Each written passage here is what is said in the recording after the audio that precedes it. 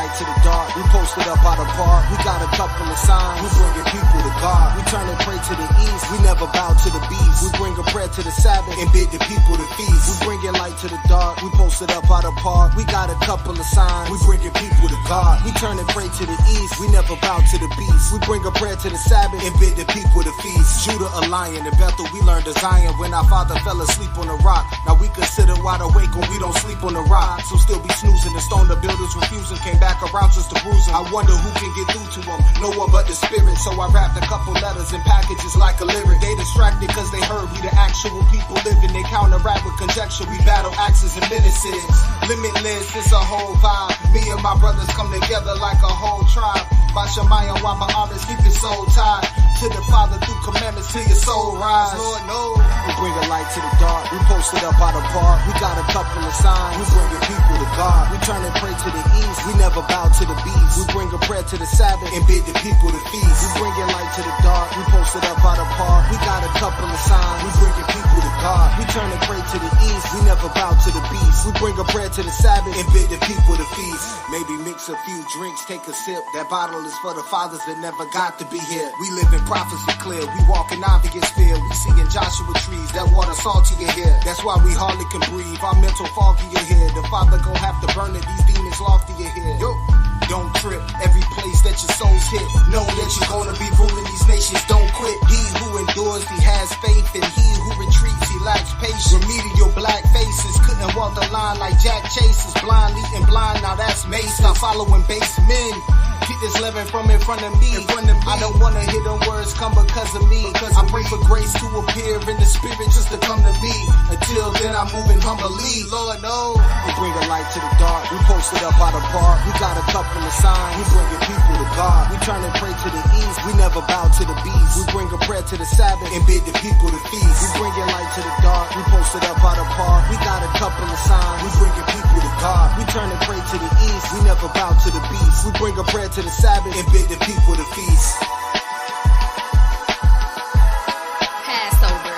It's the season of holy convocations. Leviticus 23 and 4. Moses commanded the elders of Israel, strike blood across the door. The Passover, time to purge out the leavening and let the blood shine bright.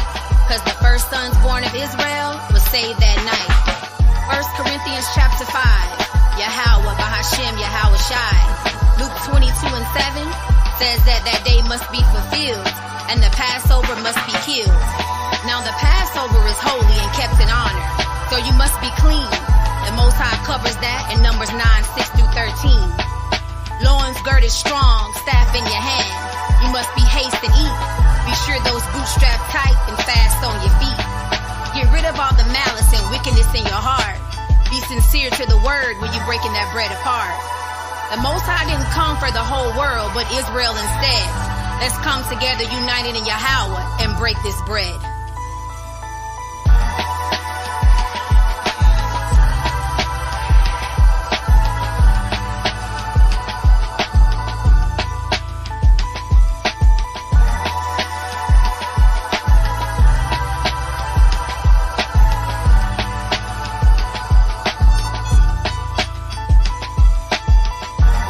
To the dark, we posted up out of park. We got a couple of signs. We bringing people to God. We turn and pray to the east. We never bow to the beast. We bring a prayer to the Sabbath and bid the people to feast. We bringing light to the dark. We posted up out of park. We got a couple of signs. We bringing people to God. We turn and pray to the east. We never bow to the beast. We bring a prayer to the Sabbath and bid the people to feast.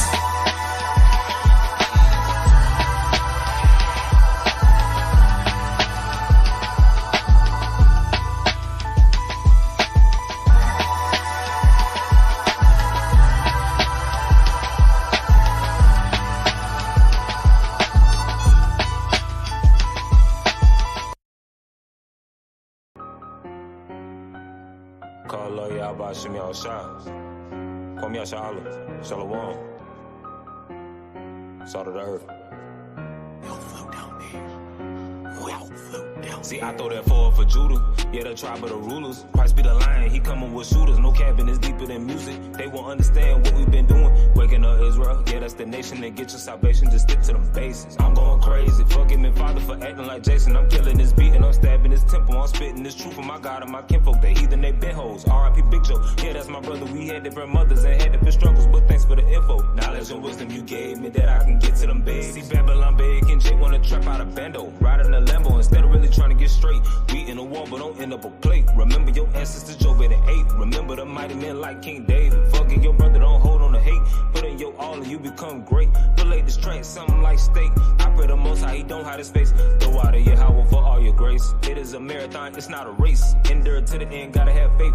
Gotta keep your head on the swivel. Bible say y'all straight goes in them pistols. The nation's gonna fire the missiles. And how we gonna solve all the issues. Americans pop like some pimples. The only one safety, that 1/3 of Israel. So don't get it twisted. Straight out the mouth of the witnesses. This in the settles. And Moses in the wilderness. Under the cloud and the pillars, you feeling me. Passing down all of this knowledge to our children. 1/3 is focus, ain't talking about riddling. We gotta get it in. Get the most high all the energy. On one accord, yeah, that synergy. 2/3 ain't feeling me. Yeah, cause they won't understand this shit. Blacks and Latinos and natives, my family coming. Mr. Plan, they gon' fix the damages done from them curses. Yeah, we out here working. Out in them trenches and no, we ain't serving. We out there teaching the servants of the most high. Witness the word, get the water, Yahweh for all this purpose. We know it's worth it. We hope we worthy. Stepping that Ruah, Yahweh got more just than Tupac. Bruce pulling up, no two socks. Yeah, we them Hebrews. Precepts lead your doctrine, see through. Shit might drip and I ain't talking Ibizu. Michael 4-1, yeah, be the sequel. Paradise on earth, getting is peaceful. No more ruling from the eagles. You're feeling me, righteousness is gonna be legal. You hearing me? Yeah, I know my people sick of captivity. Living in hell, facing all of this misery. That's how I be when the wicked be ruling. I'm washing my feet and they blood on swooping. Groove on this beat and I'm not 52. And yeah, how wish I stepping on heathens, he moving. Spit like a Uzi, you know how we brewing. That blood on this garment, them grapes gonna be juicy. This better growth and development, community revolution and progress. Brotherly love, override oppression, destruction. Them heathens knowing they can't stop it. Walking around, shooting precepts like rockets. Trying to kill off the old man.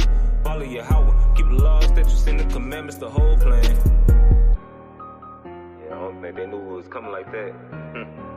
Call out, y'all, about some y'all shot. Yeah, I still got more to say. Jump on this beat like my last name is Carter. I got the spirit of a couple martyrs. Doing this here for my God, yeah, he awesome. Yeah, in the scriptures, my trade, I ain't talking no barter. Doing this here for my God and my nation. My diet so kosher, but I still ride bacon. You know what I'm saying? I'm speaking so cryptic. And how wish I given the big light on heathens, we blissing. Yeah. Double honors to the elders, they heaven sent. We pushing truth and they label us terrorists. Building Israel back to the marriage and kingdom is evident. Tables gonna turn and they heathen, they scared of it. Mount Zion is forever our residence. They won't ever, ever, ever forget this.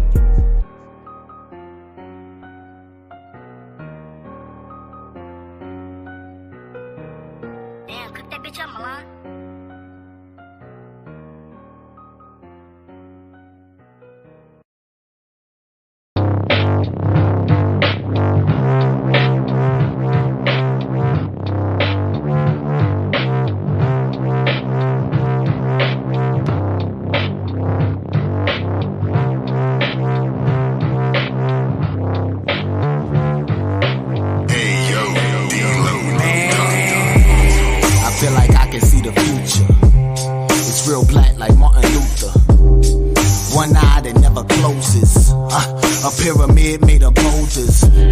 They try to tell me they be knowing the secrets that demons stolen and rich men be holding.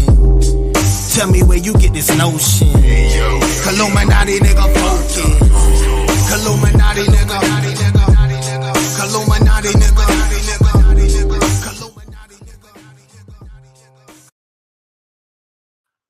Hey, shalom, shalom, shalom. All right, we the Anointed House of Saints. We're giving all honor and glory to Yahweh by Hashem, Hamashiach Yahweh Shai. All right, for allowing us to do another class. This is another segment of Milk Monday. I'm your brother Judah. I'm brother all your all, Fiery Gad. How I sound? I'm good? Yeah, you good. You in the building today? Yeah, we in the building. Hey. We in the building. Right. We in the building. Hey, man, that was AHOS Radio, man. You know what I'm saying? AHOS Radio, man. We got some stuff going on. You know what I'm saying? We're gonna make it real entertaining for y'all. You know, a little bit of stuff that y'all can, you know, bop to while we getting stuff together in the background, let people get in the building. All right. Hey man, the first song we had, all right, that was Lord Knows by the Captain Jonathan of AHOS North Carolina. I might add North Carolina. All right. Then that second joint, that was one of our brothers, man, Yahweh. That's a track called Going In. He slid on that joint. You know what I'm saying? And we gave you a little preview of a track called Elijah by the Captain Jonathan. All right, man. It's AHOS Radio in the building. I'm going to have me some sound effects next time. You know what I'm saying? But hey, man, you already know what it is, man. Like the video. I'm about to buy me a soundboard. Yeah. I'm about to get mine too. So, hey, man, you already know what it is. Like the video when you enter the building, Baba Cashapp. Like the video when you enter the building, Baba Cashapp. You know, we are a small community right now. All right. So you gotta help us with the algorithm by liking the video when you enter the building, as well as subscribing if you have not already subscribed. And also share the video with your family and your friends on your Facebook, your Twitter, your Instagram, whatever you got. Go ahead and do that for us. All right, we appreciate y'all, man. Go ahead and put some flames in the comments, man. I see some flames in the comments. Put some flames in the comments for these tracks, man, that these brothers brought out, man. Put some flames in the comments for the tracks that these brothers just let us play for you today. You know what I'm saying? We're gonna shout some people out while y'all do that. All right, hey, we got the brother. This is Captain Yahawada in the building. Shalom King. We're gonna hit you with your Hebrew. There you go. Shalom King. Brother Yeshaya, Isaiah Santiago, Shalom King. AHOS Kadash, what's going on? Kasaji, what's happening, King?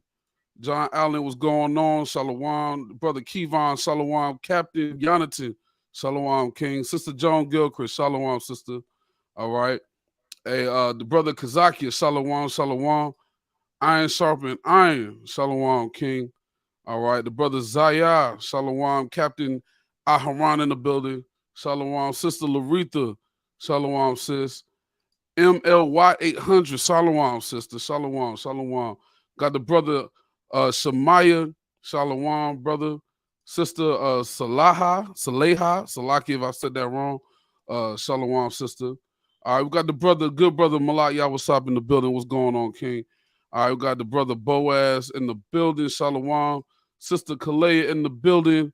Got Captain Shaquat in the building, Shalom, Shalom. All right, and I think, we got some more people down here. Sister Hannah Israel, Shalom, King. Sister Shania, Shalom. And Shalom to everybody else that's going to come in, you know what I'm saying, during the class. We appreciate y'all for watching. The brother got a class. Unfortunately, these Jewish dudes talking about the tribes is going to unite and they're going to be included. That's crazy. So I'm interested in seeing what's going on. I want y'all to be in the comments talk in the comments, man. As we build this platform, communication and crowd participation is going to be a must. We definitely need that, you know what I'm saying, as we build this platform. We appreciate y'all support. We appreciate y'all. Shalom, hey, Shalom, sis. Shalom, Shalom. All right, you know what I'm saying? We appreciate y'all support. We appreciate y'all viewership and y'all watching. We appreciate any donations anybody shoots our way. You know what I'm saying, as we continue to build the platform and build the camp. All right, once again, all honor and glory to Yahweh Hashem Yahweh Shai. You know what I'm saying? I'm gonna be watching. Anybody donate tonight, I'm gonna definitely shout you out. We setting up the super chat, so it ain't gonna come on the screen. So if you donate to the Cashapp, I'm gonna be watching, and I'm gonna definitely shout you out and definitely thank the people. So with that, I'm gonna yield to the brother. All right, man. Shalom to everybody, bro. Shout out to Judah for the intros and everything. Good music playing at the beginning, you know what I'm saying? Trying to switch it up for y'all, make it a little different than what y'all used to, you know what I'm saying? But as the brother said, if y'all could continue to share the platform, you know what I'm saying, share the videos. We are a new platform now, so we're trying to make sure we get the word out to everybody, let them know what's going on. So for now on, Milk Monday is going to be on this platform right here, so just, share this and we're going to keep it moving, all right? Hey, real quick, Salakia. Shaquat, the Cashapp is right above us. Right there, brother. Yeah. HOS, baby boy. Yes, sir. I'll be making stuff in the background. You know what I'm saying? Try to be like you when I grow up. Hey, but listen, he said something about Milk Monday, but check this out. We got a new segment called segment called Wild Out Wednesdays, man. Wild Out Wednesdays is coming. You know what I'm saying? And Salakia, I got to share this. I got to share this real fast. All right, because check this out. We have a special segment coming up on Thursday Night Live. All right. Everybody has questions about a lot of different things, and we're gonna get them questions answered. So one of those questions is being, what's up with the original One West and you know, what happened with that? Well, last night we got invited to Yahweh's camp. Hey, Shalom, the Soldier Tico in the building. Shalom, King. We got invited to Yahweh's camp's Feast of Dedication closing, right? And in that closing, you know, the elders, man, they always pull you closer and they start telling stories. They start telling stories, right? And as they started telling stories, I'm like, dog, you know what? I'm about to interview. I'm going to interview one of the elders. So what you see on the screen right here, right on Thursday, we got an interview with the elder Zaquan, one of the original members of One West. And he's going to come on this Thursday at 8:30. He's going to give us the history of One West, you know, the year 2000 and what happened in that year, what was special about that year. He's going to talk about the split of One West, celebrities that he's taught, and more, man. He's going to bring it out. He might share some pictures with y'all. Who knows, man? So definitely be tuned in on Thursday. But remember, Wild Out Wednesdays is coming. This Wednesday, the Captain Yahweh is going to do a class entitled Judgment Day. Then we're going to do this on Thursday. And, of course, we got Sabbath Morning Brew on Saturday. So make sure y'all in the building, man. You got to be subscribed, man. Go ahead. All right. So with that, man, we are the Anointed House of Saints. You know what I'm saying? So basically what we're going to be teaching today, man, is it's a continued segment. Literally going back to when we was talking about the they'd rather you be Jewish than an Israelite, right? So what's going on here? We got Rudy Rockman, who's a Jewish man, right? And we also had the brother Godfrey, the comedian. So we're gonna actually show a video from him. Godfrey knows he's an Israelite. He's an Igbo, right? Now, if you've been paying attention to the videos we've done on this type of segment before, you know that I've been trying to show you guys, especially for the Negro only community, that the reason certain people that are Israelites now are waking up and they've got this notion that the Northern Kingdom is in Africa is because there's tribes in Africa right now that have African, that have Northern Kingdom names attached to them, right? There's Igbo tribes that are calling themselves Ephraim and Gad, right? So today, what this video is going to prove to you is more of what I've been trying to show you guys in the past. These fake Jews like Rosenberg, which we're going to show a little bit today, Harry Rosenberg and Rudy Rockman, they're going around the world, not just the United States, but also places in Africa. And they've got these mission trips that they're going on with these other Edomites and stuff, right? These other fake Jews. And they're going to these lands looking for our people, the real Israelites, right? While claiming that they are the Southern Kingdom and that they're trying to reunite the tribes. So when they come in, they're saying, well, we have to be Judah, Benjamin, Levi. So you guys must be one of the 10 tribes. And then they'll go and name them one of the 10 tribes and tell them which tribe they can be, right? Now, the problem with this is last week, as we alluded to, and we're going to actually see this whole video this time, Harry Rosenberg has now admitted that the Limba people of South Africa aren't 10 tribes. They're not Northern Kingdom Israelites, but they're Southern Kingdom Israelites from Yemen, right? So he's trying to say that they're from the original exile of Babylon, from Babylon, and then also the exile of 70 AD. And instead of just fleeing away or staying in Israel at that time in 70 AD, they fled to Yemen, and then from Yemen went to South Africa, right? So that's going to conflate their argument a little bit. But basically just wanted to go into this lesson to kind of show you guys exactly the fact that these fake Jews know that we're the Israelites. You know what I'm saying?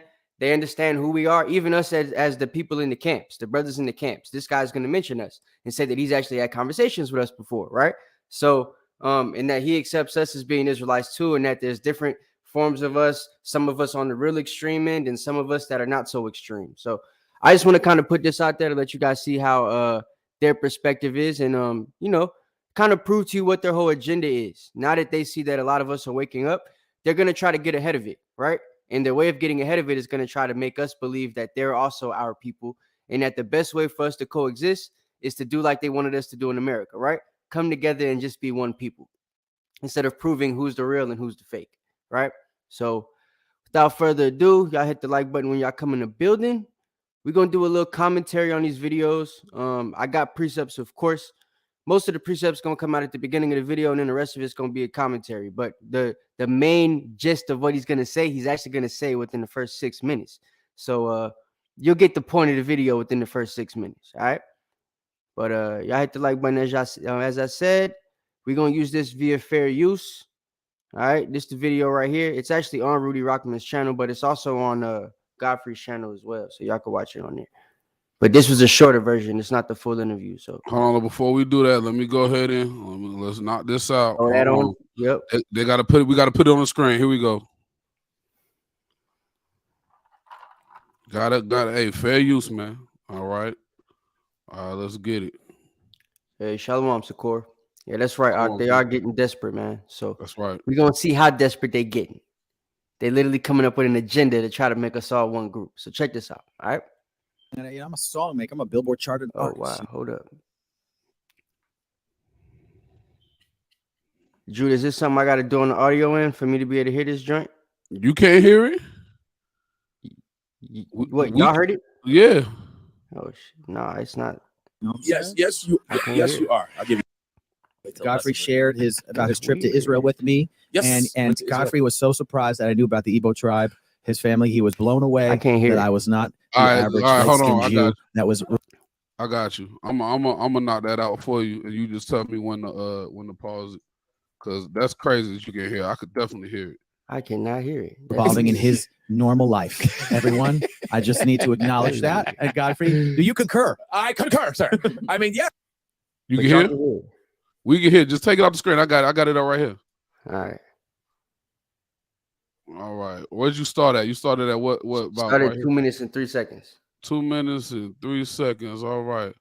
That's crazy. I need to figure out what's going on with this thing. Salakia, y'all. It's all right. Might have to fix my settings or something to make sure I can hear it. There we go. 3, 2, 1. I just started battling it. I'm a song maker. I'm an artist. You know. Yes, you are. I'll give you that. Godfrey shared his trip to Israel with me. Yes, and Godfrey was so surprised that I knew about the Igbo tribe, his family. He was blown away that I was not the average light-skinned Jew that was revolving in his normal life. Everyone, I just need to acknowledge that. And Godfrey, do you concur? I concur, sir. I mean, yeah, it was like the Igbos, which I am, my tribe are some of the oldest Jews on the planet. Like, and he came up to me and said, I know about the Igbos being the Jew. I was like, oh, word. Oh, man, we about to do Shabbat with your boy. And I like that. I like that he said that, because I remember getting into a discussion with somebody. But before I do that, yeah, and a perfect segue into Rudy. So Rudy is stop. Rights activist. What's the timestamp right now on? 2:50. Stop at 3:30. Come. Rudy is making a film called "We Were Never Lost," which is about the Jews of Africa. Yeah, Tanzania, Madagascar, Nigeria, Ethiopia. Give me another country. Nigeria, Uganda. Ken. They love that. Cote d'Ivoire. This is already dope. The people of the Biafra community. The fact that you brought up Biafra. Bro, I'm an Igbo chief. You don't understand that. What the hell's going on? Yeah, what the hell is going on? You see that? My Igbo name is... let's hear his Igbo name right quick before you stop. Okay. Let me back it up 2 seconds, because this is madness. All right, here we go. I'm an Igbo chief. You don't understand that. What the hell's going on? My Igbo name is Igbo and Yaha Ehe. Igbo and Yaha Ehe, bringer of light. Mama said, Mama Sa. Hebrew in Yaha Ehe. Hebrew bringer of light. That's the name they gave the man. Hey, you got your scripts? Let me get a Lamentations 4 and 16 right quick. Read the verse 20. Because this is the first thing I wanted to start with, right? We have a white Jew. We don't even know his name yet in the video. He hasn't told us what his name is, but he's let us know he's an Igbo chief, right? So these people are going over there to Africa, to West Africa. They're professing that they're the Israelites, right? They're putting us in a situation where, okay, they're making us, also profess that we're Israelites, but making us take the title of Northern Kingdom tribes while they're assuming to be the Southern Kingdom. And when they go over there, they're teaching us, their way of life as Jewish people, not Hebrew Israelite culture, but Jewish culture, Judaism, if you will, right? And they're making us be so, they're teaching it in a way that we're so grateful to them for giving us our culture back that, you know, the folks are giving them rewards as well. We're giving them titles amongst our tribes. So now that they're being able to be let in, and he's let in not at a regular status, not as a person that's just an honorary member, he's given the title of a chief. And then the name he's given is bringer of light, bringer of knowledge, and he's white. Ibo Yahaehe. Right? Read that for me right quick. Lamentations chapter 4, verse 16. This is the book of Lamentations, chapter 4, and verse 17. As for us, our eyes as yet fell for our vain help, and our watching, we have watched for a nation that could not save us. See that? We've watched for a nation that can't save us. That's what we've been doing this whole time. Keep going. They hunt our steps, that we cannot go in our streets. Our end is near. Our days are fulfilled, for our end is come. Keep going. Our persecutors are swifter than the eagles of heaven. They pursued us upon the mountains. They laid wait for us in the wilderness. And that's what they did, right? They went to them other Hamite tribes to try to find out where we are. He's actually going to talk about this in this video, how our people were pinpointed, they were subjugated, they were, hunted and then put into captivity, and that the majority of the people that were brought to America are Igbos, which would mean that they're also Israelites. He's going to admit that, this white guy, this Igbo chief, Jewish man that's doing this documentary on the Jews of Africa, right? So he knows who we are. He's done the history research. He's even spoken to regular Israelites like us over here in America, in the truth, and like in camps and stuff like that. So he knows what the deal is. But he's hunted our steps in a way where he can trace us to where we are, where our villages are in Africa. And he goes there with his mission trips to teach us the way of life in which we're accepting of them, not just a way of life that we have, right? They want us to accept them and what they do as well. Keep going. Read verse 20. Verse 20.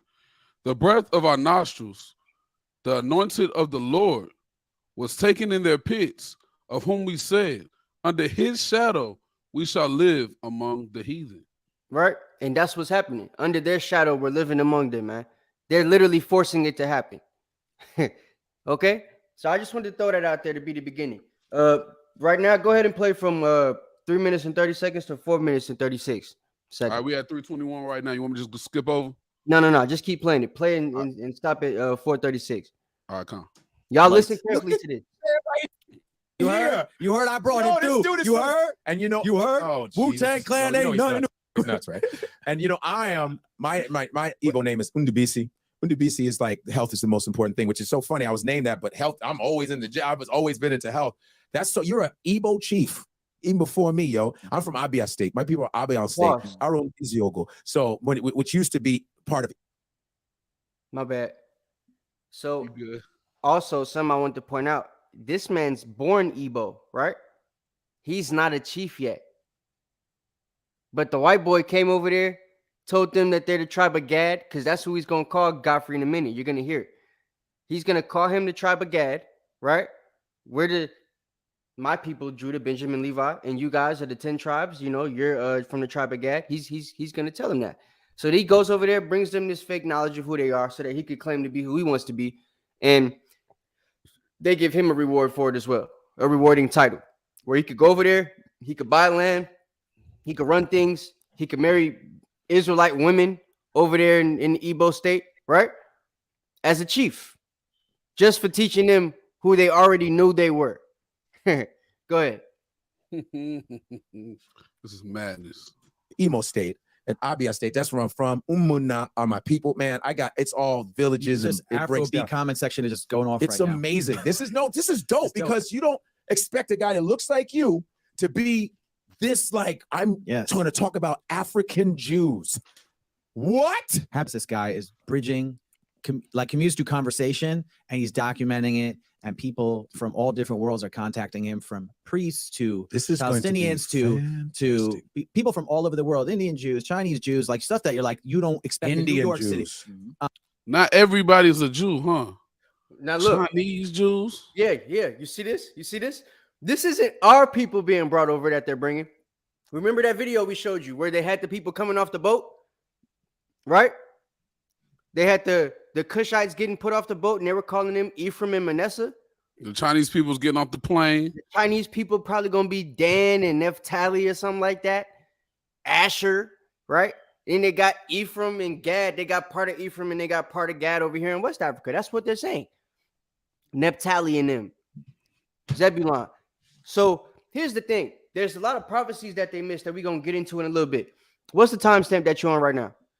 I'm on 4 minutes and 19 seconds. All right, keep going. Play that a little bit. 4:36. And when he went, he has a team. One guy's from France. One guy's from the just US. introduced him. And my bad. And they got locked in Nigeria. Okay. Well, and he was with the Boko Haram and he was in prison. And well, now Jesus Christ, let him say it. Let him. Now you go. What's his whole name? Rudy Rockman. Rudy Rockman. All right. So look, Rudy Rockman, right? Rudy Rockman is trying to bridge the gap between us. He's trying to bring us together. But there's a thing, right?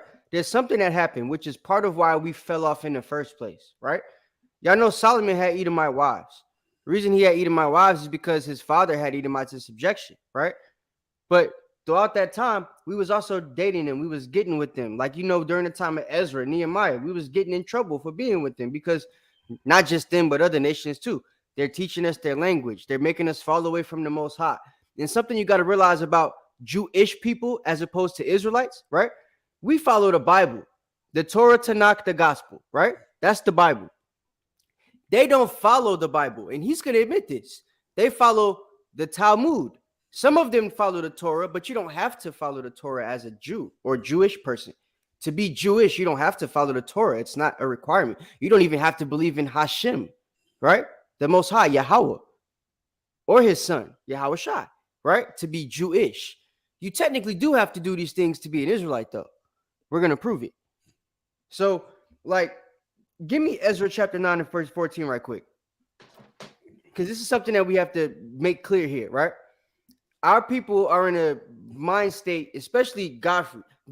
Now, Godfrey, I don't want you guys to think that he's somebody that's just a go along, get along, brother. He's not. He's going to actually say a lot of things in this interview that prove to you he knows that these guys are fake Jews. He's actually going to say it. You know what I'm saying? When he gets to the part where they're talking about us, he's going to say, well, you know, those guys on the street, they're real extreme and da-da-da-da. So Godfrey's going to say, well, you know, and then they're going to talk about Farrakhan. And he's going to mention, well, you know, the Israelites and Farrakhan, they don't talk about, like, you know, real Jews. They're talking about the fake Jews. And then the white guys are going to, like, Rudy's like, well, what do you mean fake Jew? What's a fake Jew? So that, and then Godfrey's not going to want to get into all that stuff. But he knows what's going on. He knows what the deal is, right? And he's going to say a lot of things in the interview to let you know he knows what the deal is. But he wants Rudy Rockman to be able to tell his truth and let us know exactly what's going on with him, right? So, getting back to what Rudy just did, Rudy's letting you know, yeah, Khan, hit the like button, y'all. Baba Cashapp, share the video too. But Rudy Rockman is letting you know that they're trying to bridge the gap. He's doing this documentary to show Jewish people in Israel that they need to accept us, right? Just like Harry Rosenberg's been trying to get Jewish people in Israel to accept us because they have the key to accepting us. The last video we did with Kanye, they'd rather you be Jewish than an Israelite. We showed you that video of that Jewish man who's telling them we have the keys to accept these people in. We now have the land, right? We have the books, we have the artifacts. All we have to do is accept them in and tell them who to be. We don't have to let them be who they want to be. We can tell them who to be. We have the power to do that. So Rudy Rockman is trying to help them make that happen. He wants to bring us in, not as all 12 tribes like we're supposed to be, but make them the southern kingdom, them being the Jewish people, and make us the northern kingdom, the 10 lost tribes, right? So wait. Go. Salaki. So you take what you're saying is when all else fails, now that I cannot prove that you guys are not Israelites, I'm gonna let y'all be Israelites now, but we gonna be included as the Jews, and y'all can just be Northern Kingdom. Because I can't prove that you're not an Israelite no more. Right, and then they're gonna tell you what Northern Kingdom tribe you are. But as we're gonna see in a minute, after we bring this out, I'm gonna show you guys what Harry Rosenberg did. Harry Rosenberg messed it up because now they're not gonna be able to go to Africa and say we're just all 10 tribes anymore. If the Limba people can be Israelites from the Southern Kingdom, the Limba people have ancestors they connect themselves to in West Africa. So if some of these people in South Africa are from the Southern Kingdom, it's impossible for you to see everybody in West Africa as Northern Kingdom. They would have to, some of them would have to be Southern Kingdom people too, because they're direct descendants, a lot of them, from the people that are Limba.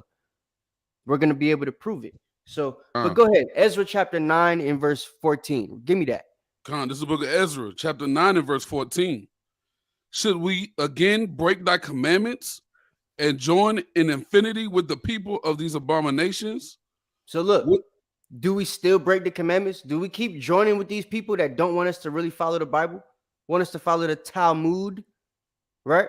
Want us wearing yarmulkes and stuff?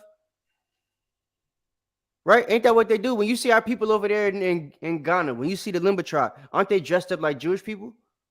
Not dressed up like Israelites? They don't wear garments. They wear suits and ties and zeets and like yarmulkes, the big black hats, all that type of stuff, right? Go ahead. Right. Keep going. Wouldst not thou be angry with us till thou hadst consumed us? So there should be no remnant nor escaping. Right. Keep going. 15. Or Yahweh thy power, our power of Israel, thou art righteous, for we remain yet escaped. As it is this day, behold, we are before thee in our trespasses, for we cannot stand before thee because of this. That's right, man. So we're before him in our trespasses, but couldn't stand before him because we was trying to stand with these people before. Now they're trying to make it so that we won't ever be able to stand before our most high power because they're trying to put us with them permanently. They want us to build the third temple with them. We don't need Yahweh Shai to come in their book, right? There is no Yahweh Shai in the Talmud, right? Check this out. I want to show you guys something right quick. I was going to wait to do this, but hold on, Judah. Let me pull this up right quick. Hey, man, drop them lilies in the chat, man. You know what I'm saying? Some of y'all can't find them because y'all don't got iPhones, but that's neither here nor there. Oh, man. Goodness gracious. I want to make something clear. The people with the iPhones are the ones that have problems finding the lilies. We didn't. I just want to put that out there. But all right, so look. First of all, the Talmud, right? This is something that the Mishnah and the Gemara, right? So these things were established in 200 Common Era, right? Circa right now, 500 Common Era. These are after Yahweh Shai has died, right? But these books compiled together as the Talmud is their main source of Jewish history and everything that they use right now, right? So all of their history, everything they do, all their traditions is from a book that comes no earlier than 200 CE. It has nothing to do with Moses, has nothing to do with the prophets. That's why they don't really believe in it. And in this video, we're going to show that what he's trying to do proves they don't really believe in the Tanakh. Because there's things that Isaiah told us have to happen, that Jeremiah told us have to happen for the tribes to be able to come back together and unite. And those things didn't happen yet. But they're trying to go ahead and make it happen. They're trying to make us unite right now under their banner, right? Under that blue and white flag. So check this out. It says the Talmud is the central text in rabbinic Judaism and the primary source of Jewish religious law, right? So not the Torah is the primary source for Jewish law, but the Talmud is the primary source for Jewish law. What does Torah mean, Judah? Law. So if the Torah means law and it was given to you by Moses way before 200 CE, what the hell do you need the Talmud for? Right? But he's going to prove to you.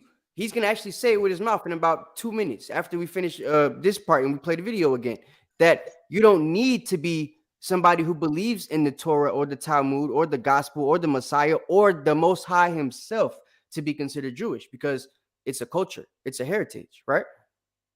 So they're trying to keep themselves within the heritage without allowing us to prove who really belongs to the heritage, if that makes sense, right? So check this out. It says, until the advent of modernity, right, in nearly all Jewish communities, the Talmud was the centerpiece of Jewish cultural life. So before modern times, it was the centerpiece of Jewish cultural life, meaning before 1948, really, if you get into it, they weren't even using the Torah and the Tanakh. They were only using this because this is what their ancestors made when they converted to our culture back during that time period. Remember? So these are the things we have to understand about that.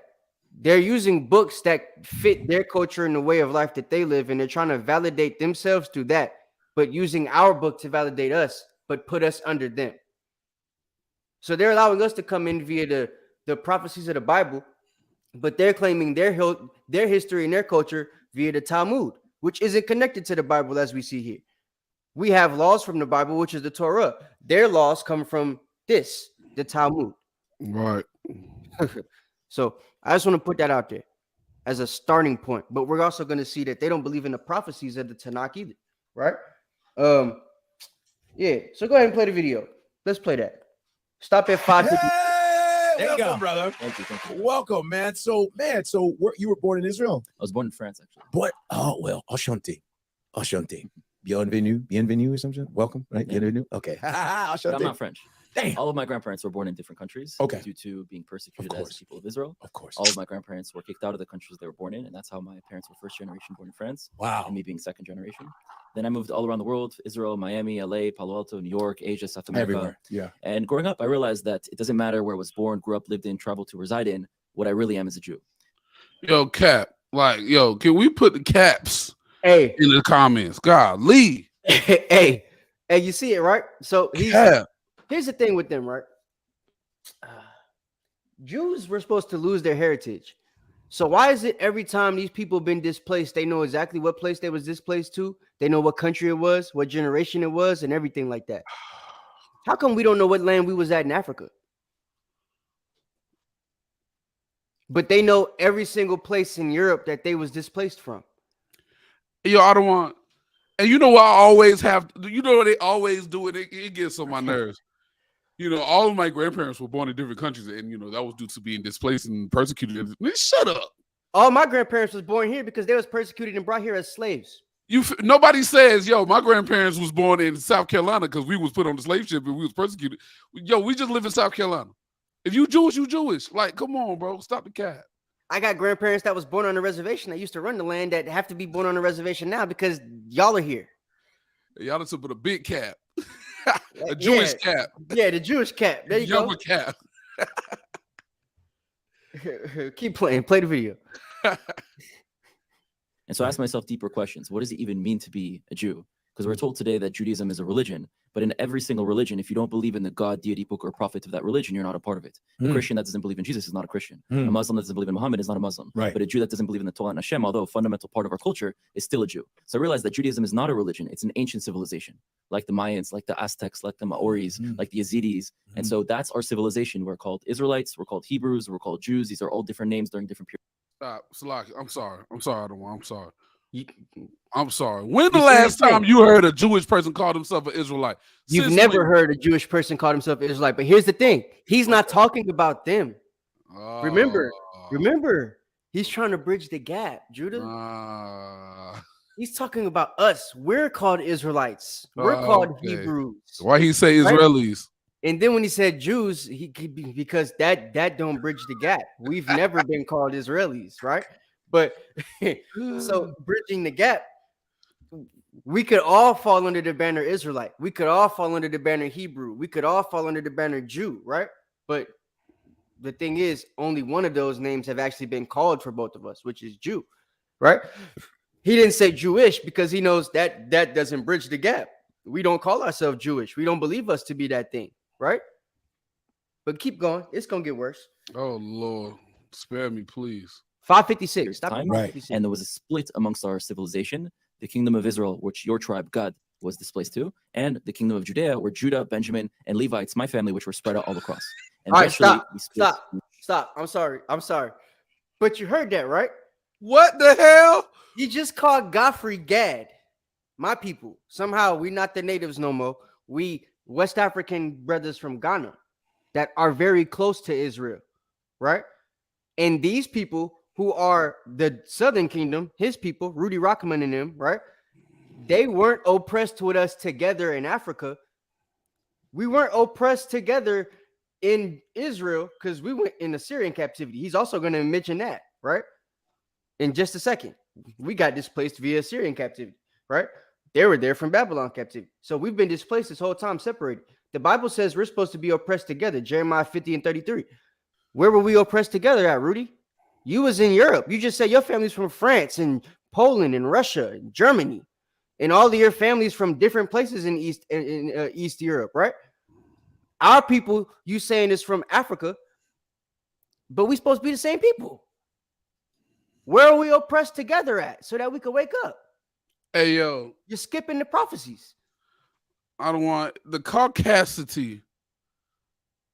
What is Gorilla Hebrew be saying? The mitigated gall of these people. Yeah, you see it. He just said, you know, and the like your people gag. You just threw that in there, like. Hey, rewind it a little bit so they could catch that and then play it and then stop it till 5:56. All right, because this is asinine. All right, hold on. Back it up just a tad. Listen carefully to this. Amongst our civilization, the kingdom of Israel, which your tribe, Gad, was displaced to, and the kingdom of Judea, where Judah, Benjamin, and Levites, my family, which were spread out all across. And eventually, we split and we went to the four corners of the earth. And in our generation, we're going to see a reunion of all those tribes. Really? Do you see this?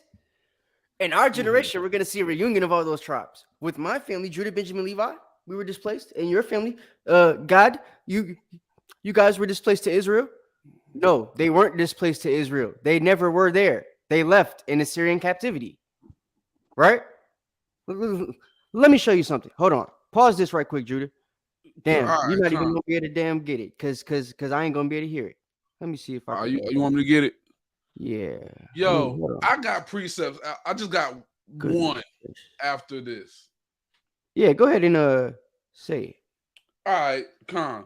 Now, I just got to put some things into perspective real quick. So let's go to the book of Hosea real fast, right? I'm so doggone mad at this mess. I can't even find Hosea. All right, Salaki. Hosea chapter 4 and verse 16. This is talking about Northern Kingdom, which he says we are, right? It says, for Israel slideth back as a backsliding heifer. Now the Lord will feed them as a lamb in a large place. Ephraim, Northern Kingdom, is joined to idols. Let him alone, right? So Ephraim, right? They, and I could get the precept, but we know that Ephraim mixed themselves amongst the people, right? They mixed themselves amongst the people. Right now, check this out. He says that we are the Southern Kingdom, the Northern Kingdom, and they are the he says we are the Northern Kingdom, they are the Southern Kingdom. So we, the so-called black people, went off into idolatry and mixed ourselves amongst the people. He's doing two things by saying this. Number one, he's saying that, yes, y'all could be Israelites, but we're going to be the top tribe, number one. Number two, he's saying, yes, the real Jews was white, but they mixed themselves amongst other people. And since y'all are Northern Kingdom, y'all had to be dark. No, he's actually going to admit it's the opposite. He's going to admit, yeah, we all look like you. But see, we went to Europe and we mixed ourselves among white people. And now there's this thing with the Ashkenazi Jews, since they've been around white people this whole time. Now they've got this white supremacist attitude because, white people want to be white supremacists. So that's really what it is. But Ashkenazis are just a fraction of the Jewish community, not everybody. He's going to go into that whole argument. Yo, I don't want. So now you catching me though, right? How is that possible? Judah, I don't know. That's why we're doing the video. I don't know. I don't know. It's crazy. I want people to think about this because he's talking fast. I was about to ask you, was this video in fast forward? Because he's talking fast so he can get this past people. Nah, it's not in fast forward. It's just how. What happened to the Israelite or Jacob never waxing pale?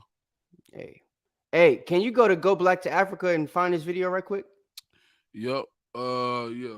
Let me see the name. It's called News Media Now Sharing Black Israelites Are the Lost Tribes in Africa. All right. It's from I think a week ago, 2 weeks ago, something like. It's from a month ago. My bad. I got you.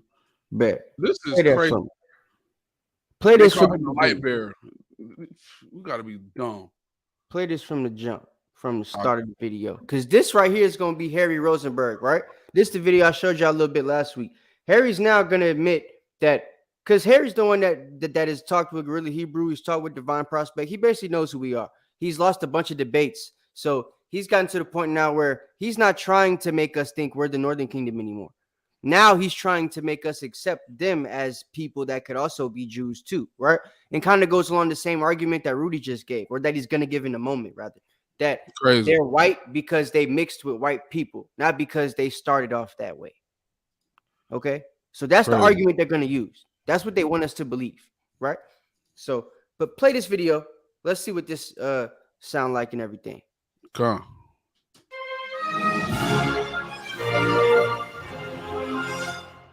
Salakia, because I already see it coming. Yeah, I was gonna say, fast forward a little bit. You can fast forward a couple minutes.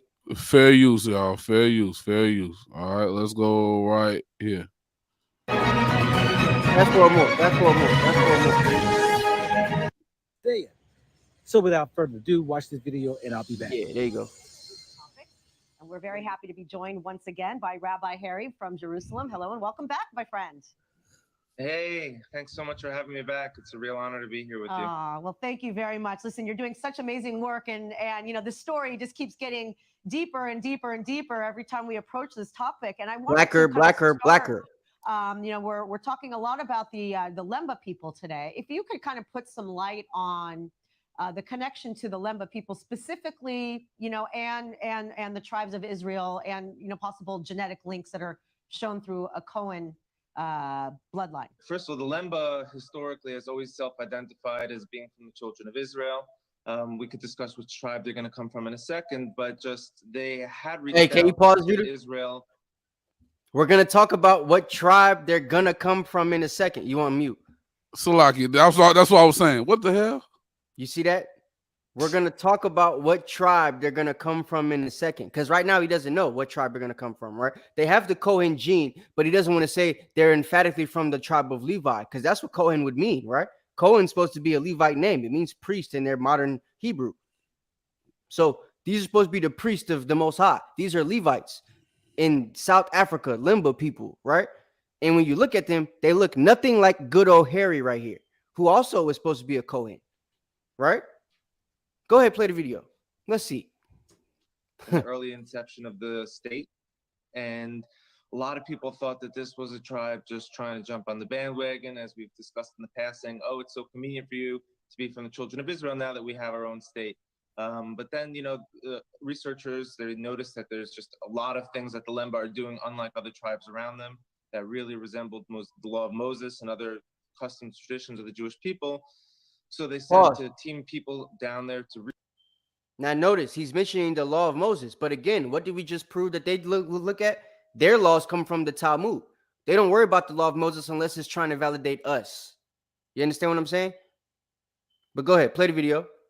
Research them, and one of the people that went was Dr. David Goldstein from Duke, who was a professor, and they did DNA testing on them and showed that 10% or so of the tribe had the Cohen Y chromosome genetic marker, which would mean that these people have a population that comes from the descendants of Aaron, the brother of Moses, who was the first of the priestly class. Now pause that. I don't know if y'all saw the video, but the a caption came up that said, why aren't they tested against our DNA, right? Because only 10% of them had the Y chromosome of this Cohen gene, but they're still counting the whole tribe as Israelites. Why? Because they know if 10% of them have this chromosome that we're claiming to have that we don't really have, that means that the rest of them have other chromosomes that we don't claim to have that we know come from Israel. So we're just going to give it to them, right? Now, mind you, he's putting the title Cohen behind them. They're not putting them that title behind him. He's putting it behind him. And he's also supposed to be a Cohen. Now, look at these people on the screen and look at him. Phenotypically, do they look alike? Not at all. Does it look like they share any genetics whatsoever? Not at all. So how could they have the Cohen gene and he have the Cohen gene? He don't got it. Okay, somebody don't got it. So these are the things we have to prove here, right? But this being said, hold on, play the video because I want y'all to hear, I want y'all to hear him say it. Go ahead and play that. It's already shocking. And then when people looked into it a little more, they realized that they're building their houses and they're doing construction and funeral burials, etc., in the style of the Yemenite Jewry. And they were able to trace back and show from the Yemenite exile communities that these Lemba came here. So some people may think that they come from the lost tribes of Israel, quote unquote, the 10 northern tribes, but it would seem they would be there from the Judean exile. You know, all right, you can pause. You know, even of the diet. So you see that? He just let you know there's actually niggas from South Africa that you would think according to what we're trying to say and what we're teaching you guys, that they're actually from the 10 tribes, but it would appear that at least this particular group of niggas right here, they're actually from the Judean exile. So wait, you're saying that they're the same people as you? You on mute. How is that possible? How, Sway? How, Sway? How's that possible?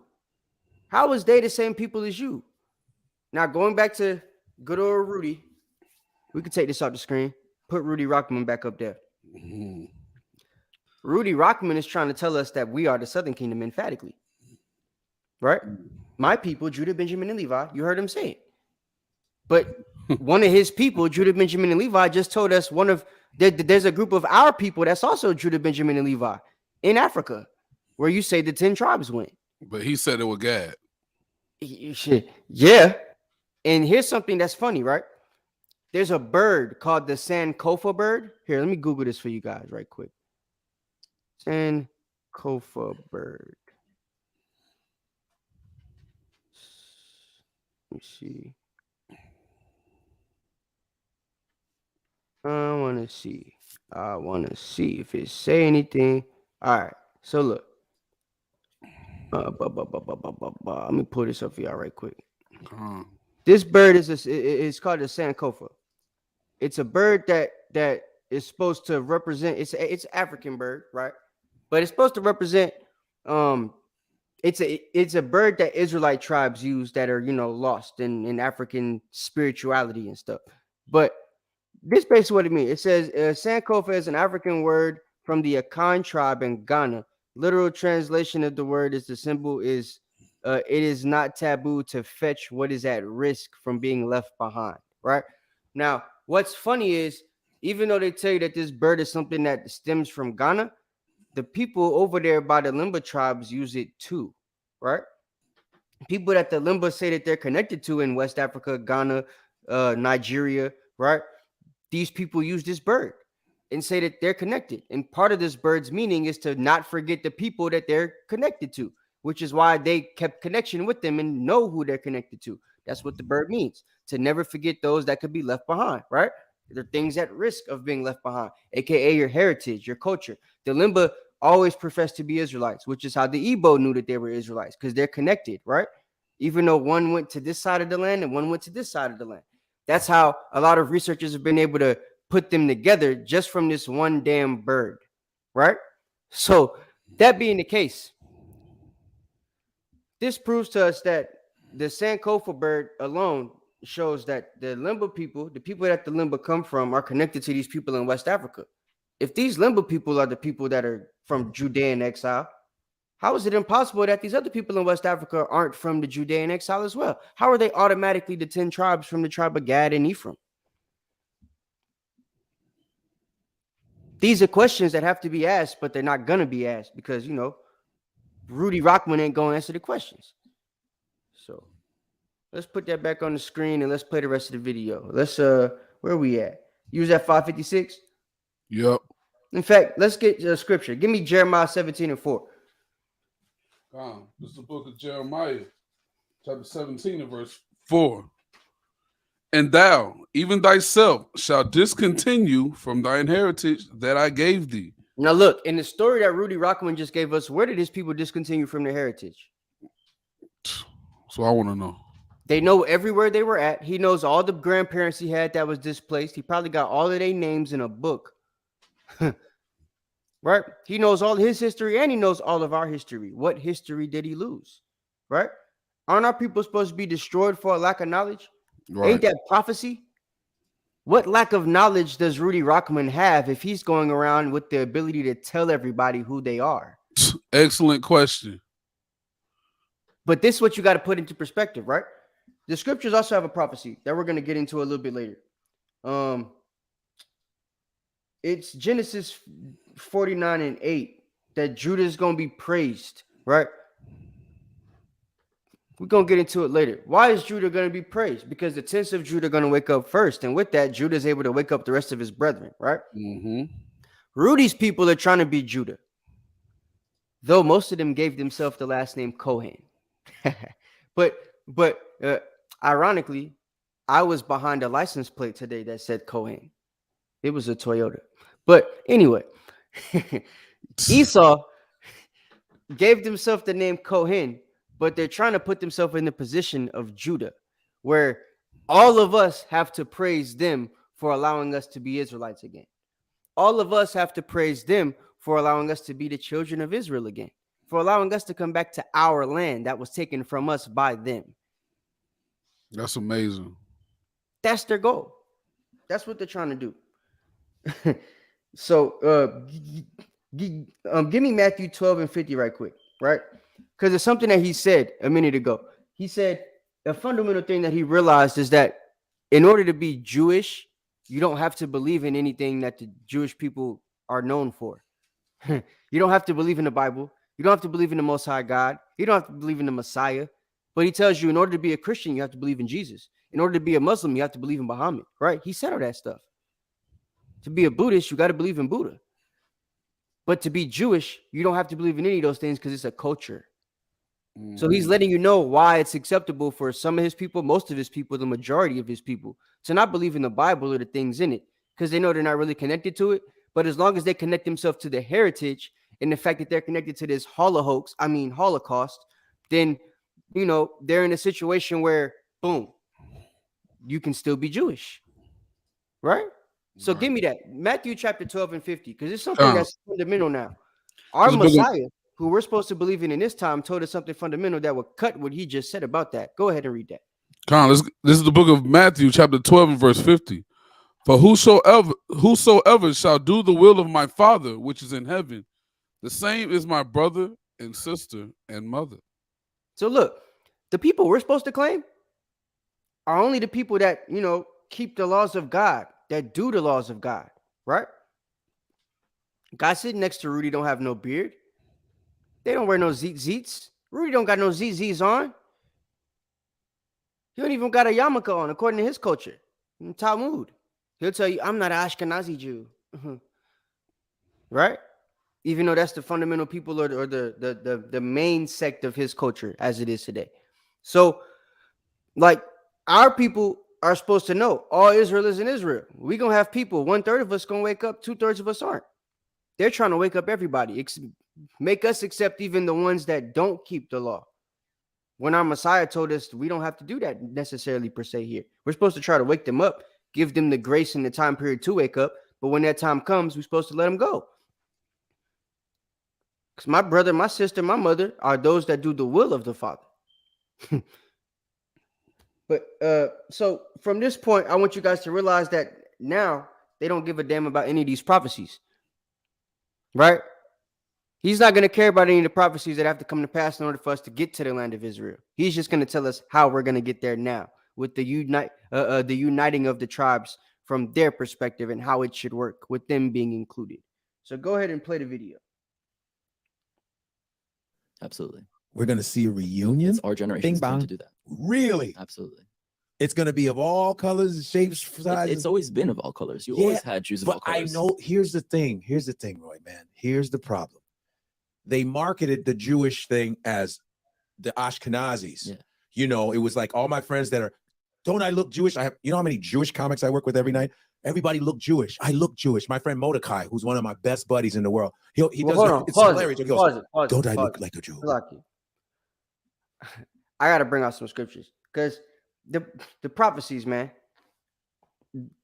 they can't reunite the tribes under all these different colors and stuff without the prophecies. Look, give me Zechariah chapter 11, verse 14 right quick. I want to show you guys something just right quick before we continue the video. Okay. Zechariah 11 and 14. What they're doing, they're starting at Zechariah 11:14 when the tribes split. That's what he just went into, right? Then he jumps to basically Ezekiel 37 when we come back together as one stick. But all the stuff in between that, he skipped. There's no Messiah coming back. There's no putting anybody in slavery. Esau don't get his get back. Right. All of the good parts of the book we missed out on if we let it happen according to the way they want it to happen. All That's the recompense because is gone. they know who they are. The devil knows the Bible too. Right. Don't forget that. The deceiver knows the Bible. In order for him to deceive you, he has to know. So he's trying to teach you in a way that makes him seem like Judah, Really, he's Esau. Hey, he knows if Judah finds that out, we get payback on him. The prophecy says we get to lay vengeance on them. That's right. Right? The Most High is going to lay vengeance on them using our hands. Oh, so, yes. So that being the case, they don't want us to know who they are. They'd want us to think they're their brother, right? And brothers like him, who he's got a Jewish, the guy who runs the show is Jewish. His best friend that he just said, Mordecai, is Jewish, right? Like, he's got people that are Jewish in his circle. So it's going to be more difficult for a brother like Godfrey to turn on them, even though he knows the truth. He knows that they're really not the real Jews and stuff. He's going to say it.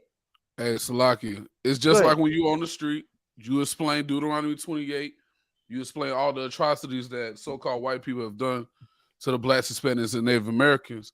And the first thing they run to is forgiveness.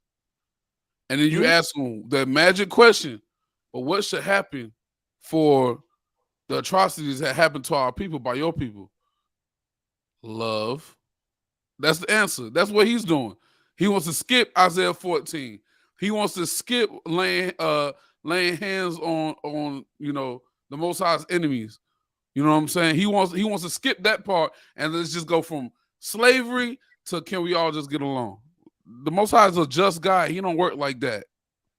Yeah, that ain't how it go. I want to just kind of give a little breakdown of the prophecies that he's skipping right quick. Give me Zechariah 11:14. This is the book of Zechariah, chapter 11 and verse 14. Then I cut asunder mine other staff, even bands, that I might break the brotherhood between Judah and Israel. Mm-hmm.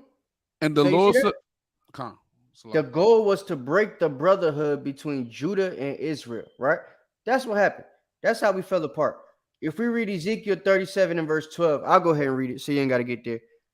You could give me Jeremiah 50 and 33. So Ezekiel 37, right? It says, therefore, prophesy and say unto them, thus saith Yahweh, right? Our power. Behold, O my people, I will open your graves and cause you to come up out of your graves and bring you into the land of Israel. And ye shall know that I am Yahweh when I have opened your graves and, O my people, and brought you up out of your graves, right? And shall put my spirit in you, and ye shall live, and I shall place you in your own land. So they're trying to go ahead and skip to that part where we get placed in the land, right? We get woke up, we're told who we are, we're placed in the land. That's what they want to do without all the stuff that comes in between that, right? It says, then ye shall know that I am the Lord, and I have spoken it and performed it, and saith the Lord, right? So they're basically trying to be the Most High. They want to be Hashem because they're the ones speaking it the way that it's going to happen now. Rudy Rockman's telling us how it's going to go. It's not according to what the Bible's saying, right?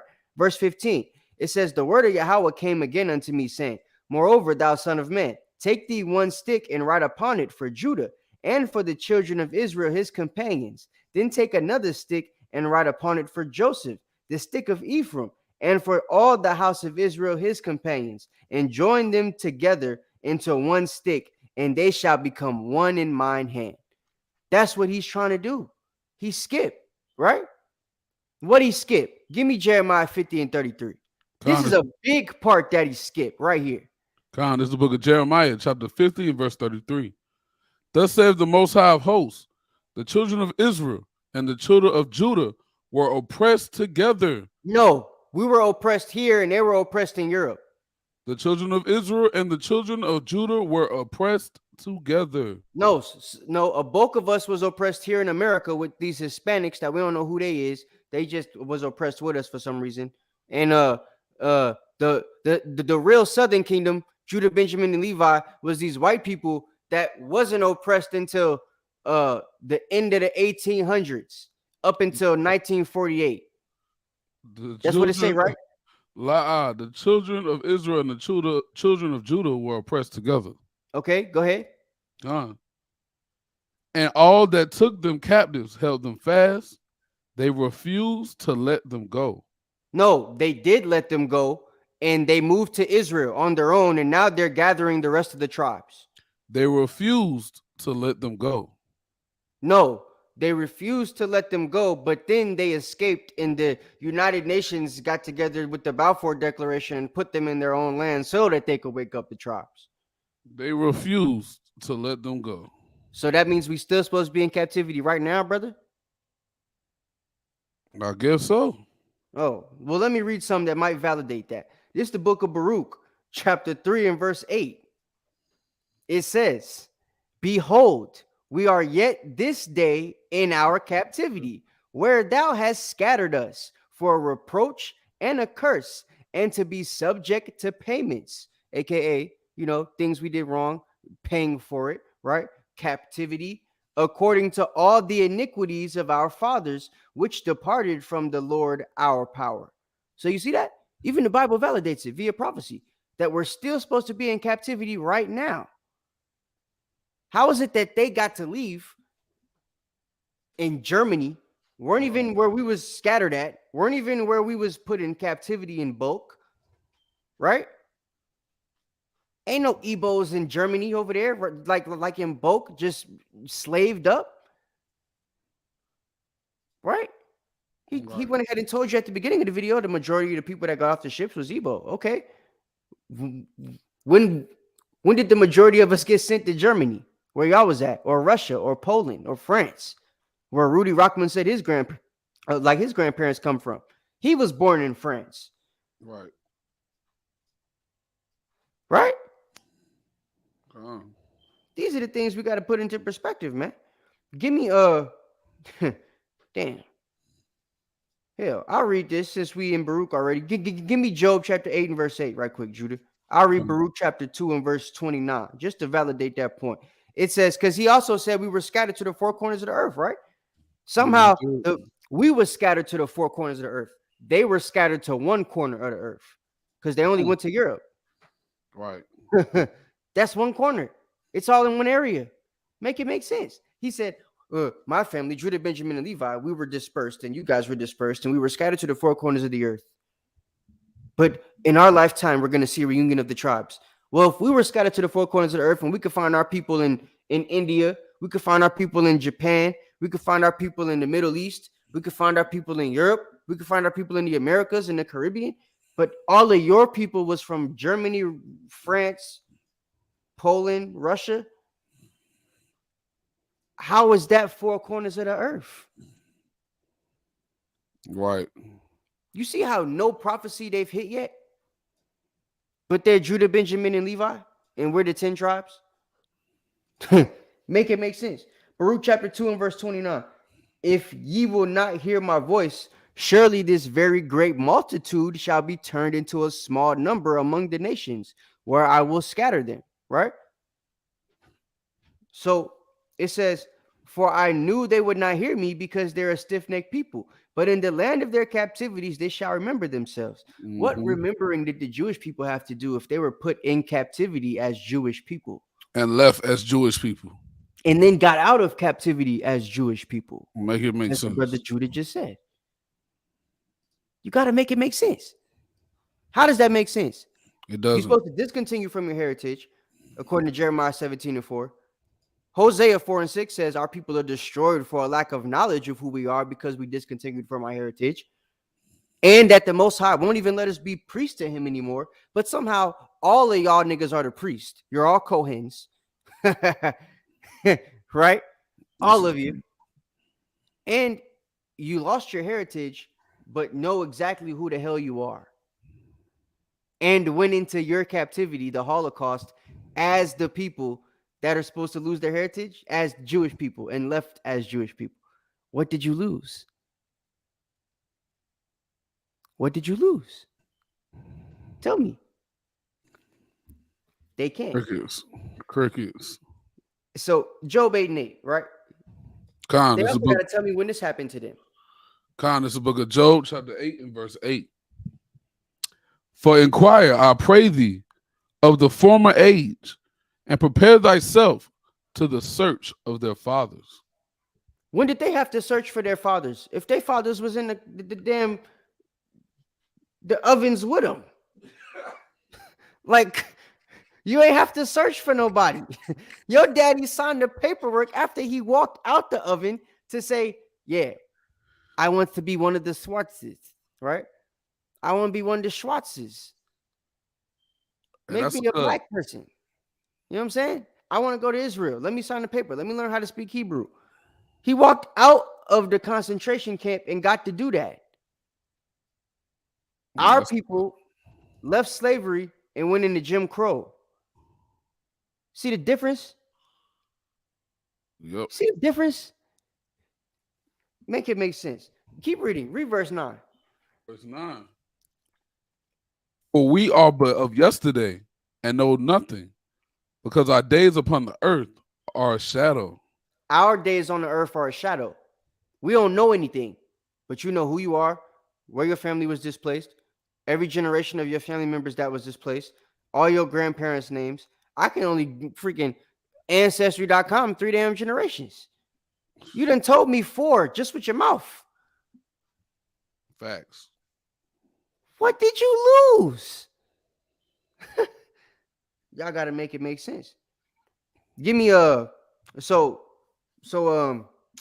damn, what I want. Oh yeah, the tents of Judah, right? Give me actually before that, give me John 14:26. This is the book of John, chapter 14 and verse 26. And it reads, but the Comforter, which is the Holy Spirit, whom the Father will send in my name, he shall teach you all things and bring all things to your remembrance whatsoever I have said unto you. Let me ask you a question, serious question. Put it literally in the chat if you ever heard a Jewish man ever mention the Holy Spirit. Yeah, that's we ain't gonna see no lilies because I know y'all ain't never heard that before. Judah, you ever heard a Jewish man mention the Holy Spirit? You know why? Why? Because the job that the Holy Spirit's supposed to do, they don't need it. Because they're supposed to bring all things to your remembrance. What did they forget? They forget nothing, apparently. He didn't forget a damn thing. And that's in their pride, Adawan. They supposed to be the people of the book, but they will tell you, yeah, we the people of the book, but we ain't forget nothing though. That part, I don't know. That's hey. Gotta make it make sense. Why is the book cutting you and you're the people of the book? They trying to cut the damn book. Come on now. Come on now. Come on now. Give me Zechariah 12:7, because this is what I wanted to show you guys. This is what their whole goal is. They're trying to make us believe that they are the southern kingdom so that we would praise them as Genesis 49, and I think it's verse 8. Let me make sure. Yeah, Genesis 49:8 says that that Judah will be praised, right? They want us to praise them because of the way that they've woken up and the fact that they're waking us up. The problem is they didn't wake up to anything. They just stole an identity, right? Real Judah is who's waking up. Real Judah was the brothers from One West, the FS Cherries and the Crowdies of the world, right? Brothers that started this thing, the Nat Turners, your Araminta Tubmans, aka Harriet, right? These are the people that was Judah. They was starting a wake-up call. Even your New Age people, like your Malcolm X's and your Martin Luther Kings, right? These is Judah. They start the awakening. And some of them brothers get praised right now, to this day, right? We shout out Abba Bivens. We shout out FS. We shout out Crowdy. We shout out Nat Turner, Harriet, right? Even people like Marcus Garvey that wasn't really with the movement or completely with it, but they was, they had the generals and stuff. The Ben Yakanans of the world that professed to be Israelite when they died, even though they was all against it at the beginning. Even though their last name is Ben Yakanan. Like, these are the things our people had to wake up to because we forgot who we was. Their people didn't.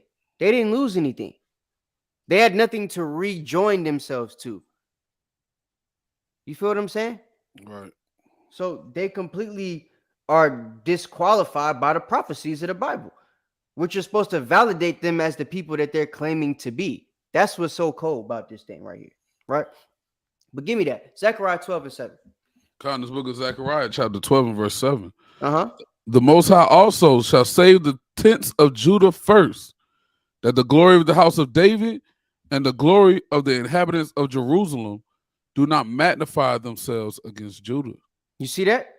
That's their goal. They don't want us to magnify ourselves against them. So they want to go ahead and get ahead of it as Judah, Benjamin and Levi. Right. No. Judah and Levi, not Benjamin. Sorry, Benjamin. They don't like y'all that much. But they definitely like Judah and Levi a lot because that's who they profess to be entirely. Right? So, yeah, man, going back to Ezekiel 37, that's who they want us to be right there. That's what they want to happen. They want us bring us back together. And Ezekiel 37 is actually why we're on the highways and byways, why we're on the highways and byways, because that basically solidifies that sign that we make. It's supposed to be a sign that the people get to see. You putting Ephraim and his companions together and Judah and his companions together. It's supposed to be before the nation's eyes. That's why we put it on a sign, right? The reason they don't have to make a sign is because they never had to do anything like that. They get to write on a piece of paper what tribe they want to be. And then for us, they get to write on a piece of paper what tribe they want us to be. That's how it works. And then from generation to generation, they pass down that paper. It's not really that they could trace down their family or trace their family back to David. They have a piece of paper that says that this person with this last name goes back to David's time. The person with that last name signed the paper and changed their last name in 1948, though. That's the difference. We're having to come back to our heritage. They're trying to create one for themselves with our culture, if that makes sense. So, yeah. So how are we supposed to get to Israel? This is another prophecy, right? Give me Isaiah 59 and 20. Then we'll get back to the video after this part. This is the book of Isaiah, chapter 59 and verse 20. And the Redeemer shall come to Zion, and unto them that turn from transgression in Jacob, saith the Most High. So is the Most High saying that Rudy Rockman gonna be coming? No, I don't see that.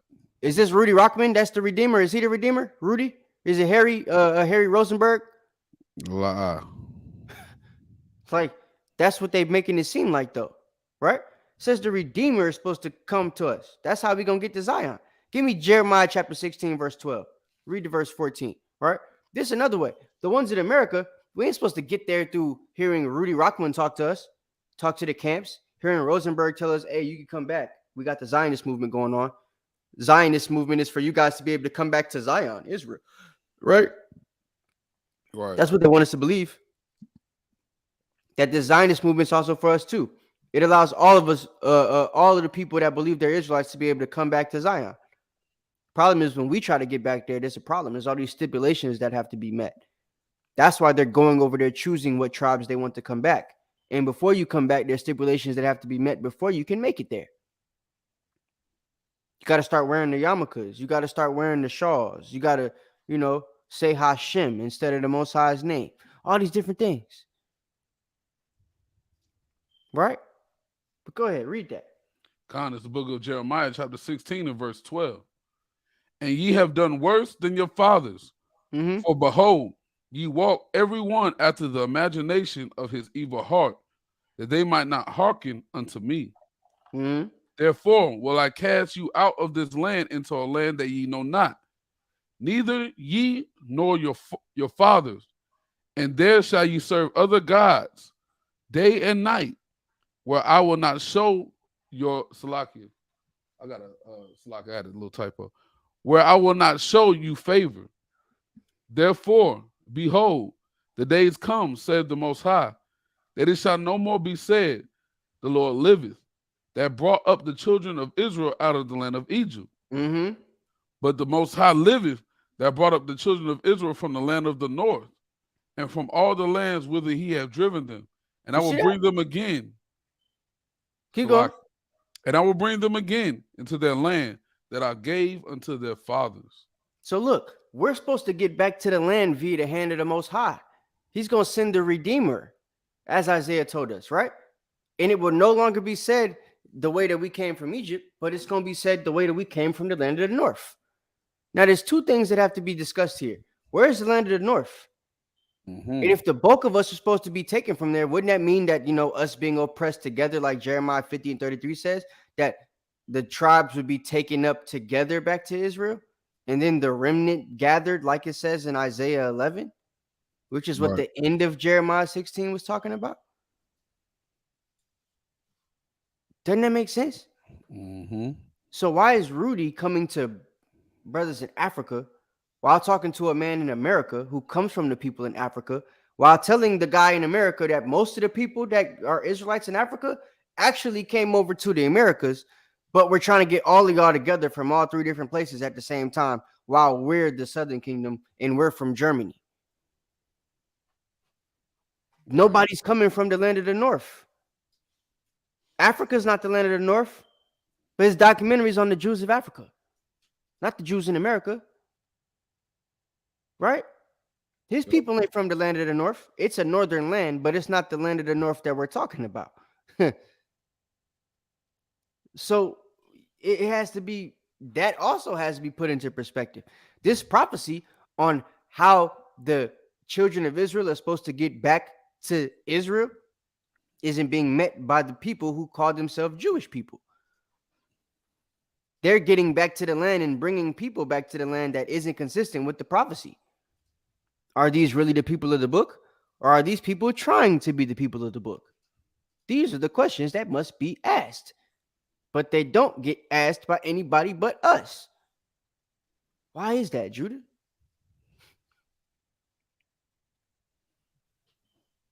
I don't know. I don't know either, bro. I don't know either.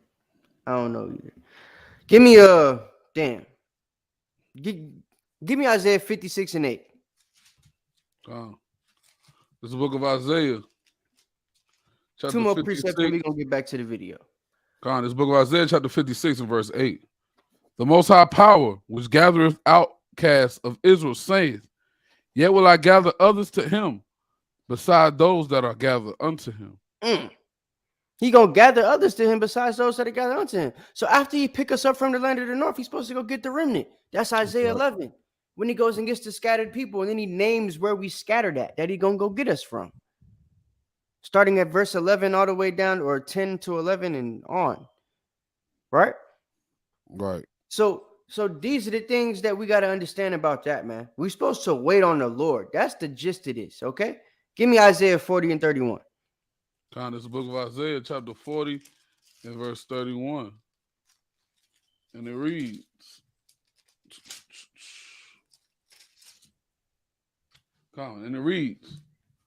but they that wait upon the Lord shall renew their strength. They shall mount up with wings as eagles. They shall run and not be weary, and they shall walk and not faint. You see that? Those that wait on the Lord, not those that wait on Rudy Rockman and Harry Rosenberg and the Zionist movement. Those that wait on the Messiah to come back. Those that wait on the Most High Yahweh's Son to be sent as our Redeemer, to redeem Israel and set us in our own land. The strangers shall be joined with us, but how? We're going to find out in a little bit. But before we get into that, the fun part, right? Let me read this last scripture, and then we're going to do the rest of this commentary on this video because it's classic, and I want you guys to see a little bit more of it, just without us having to stop all the time and read precepts. We could just, now we done got the doctrine part out the way. It showed that there's no way in the world that we're going to unite because they don't fit the prophecy, and we know we're a people of prophecy, right? Right. We're a people of prophecy. All we've been doing is hitting prophecies from front to back, beginning to end. We're in the middle of it right now, getting towards the end part, or at the end part, getting to the very end, rather. Right. But that's what's been happening. We've been hitting the prophecies in these books one by one, little by little, until all of them have been touched. So ain't nothing going to happen that's outside of these prophecies. I could promise you that. It don't matter what they try to do to stop it. So this is Revelation chapter 2 and verse 25. Going on the gist that we have to wait on the Most High and his Son, right? It says, but that which ye have already hold fast till I come. And he that overcometh and keep my works until the end, when I come, aka to him will I give power over the nations, right? So we ain't supposed to give power over the nations as the Israelites to be able to be a light to the Gentiles, as so many of our people want us to be right now, as we saw last week, right? Those things don't happen until we get back to waiting on the Messiah. In that waiting period, we're supposed to get back to the law, statutes, and commandments that we fell away from while still waiting on the Messiah, right? And with that, we're going to be given power to rule over the nations. And he shall rule them with a rod of iron, as vessels of potter shall they be broken to shivers, even as I received of my Father, and I will give them the morning star. He that hath an ear, let him hear what the Spirit saith unto the churches, aka the real children of Israel. Right. So just wanted to put that out there for y'all, man. Let y'all know what the doctrine is and that these guys don't fit it. But that's all the precepts I got for right now. We got more coming as the video go on and stuff like that. But that's the gist of it, right? Just so y'all can see, there's no way these guys fit the prophecy, and they're actually trying to skip prophecies to make sure that they don't come to pass, so that they could stay in their position as the top tribes for as long as possible. And if it was had their way, if it was possible that the elect could be deceived, they would do so. And the way that they want to do it is they want to deceive us in a way where, okay, we're the Southern Kingdom, y'all are not. So y'all listen to us and y'all can still be Israelites, right? And that's the gist. That's the story. So go ahead, play the video. Right? Let's let them get some entertainment out of this, and we can stop and play some precepts anywhere we see fit. Unless you want to say something right quick. All right, I'm good. Let's get it. Let's go. He'll turn his side face. Look at my Jewish nose, and they marketed it as if it was they were the only ones, because it became a look, like it became a race. Oh, I look Jewish. And then I was like, and I know in college and just learning from Minister Farrakhan and Malcolm, they would be like, there are black Jews, guys. Absolutely. Black, but it got to the point where it became racist now. They were like, what do you mean the Schwarz is a Jews? The Schwarz is, no way, that's a derogatory name for black person. Well, I'm not Ashkenazi, but you have to understand. But I know, I'm just saying they would watch say this. The reason it comes from there, you have to understand that Ashkenazi Jews, which is a percentage of the Jewish population, not all, had an experience for 2,000 years amongst Europeans. And the mindset of Europeans is, Yo, why does he feel like he has to talk so fast? And the mindset Like, why does he feel like he has to talk so fast? Yo, when somebody try to talk real fast, it's because they're trying to talk by you, bro. You gotta really listen to what they saying, bro. Godfrey listening. He gonna say some stuff. It's gonna piss him off. He just mentioned Farrakhan. Watch, the next time he mentions Farrakhan, Rudy Rockman's gonna get upset. And yeah, let's just go ahead. Ashkenazi Jews, which is a percentage of the Jewish population, not all, had an experience for 2,000 years amongst Europeans. And the mindset of Europeans is that they are the superior and others are inferior. Yes. So 2,000 years of that is mental colonization of adopting that kind of mentality, that it's not only towards Jews that have dark skin, it's also Sephardic Jews like myself, or Yemenite Jews, or Iraqi Jews, and Iranian Jews, and seeing them as lesser. Now, that doesn't mean it's all Ashkenazi Jews. Most Jews are good people. Listen, first of all, there is that happens. My manager, David Klingman, rest his soul, Ashkenazi, Russian. Now, you saw what he just did, the narrative he's pushing? Not all Ashkenazis are like that, but the Ashkenazis are the only ones that are really racist in the Jewish community, because they grew up around white people and they have this white supremacist attitude because they were subjugated by white supremacists. Do you see how that doesn't make sense? So you're subjugated by people who have this attitude, but then you treat your people like that with that same attitude that you were subjugated by? Or does it make sense that they share that attitude because they're those same people that were doing the subjugating? Yeah, stop the cap. Right? Stop the cap. You wouldn't adopt the lifestyle of your oppressor if you're not destroyed, right? Our people do it because we're destroyed for a lack of knowledge. Your people aren't destroyed. Y'all have knowledge of who you are. You're telling us that and showing it to us in the video. So if your people are in a situation where they're adopting the culture and the characteristics of their oppressors, it can't be because they're destroyed, because y'all aren't destroyed. It would mean that you're the oppressor themselves. and you're just continuing with your own characteristics. Go ahead.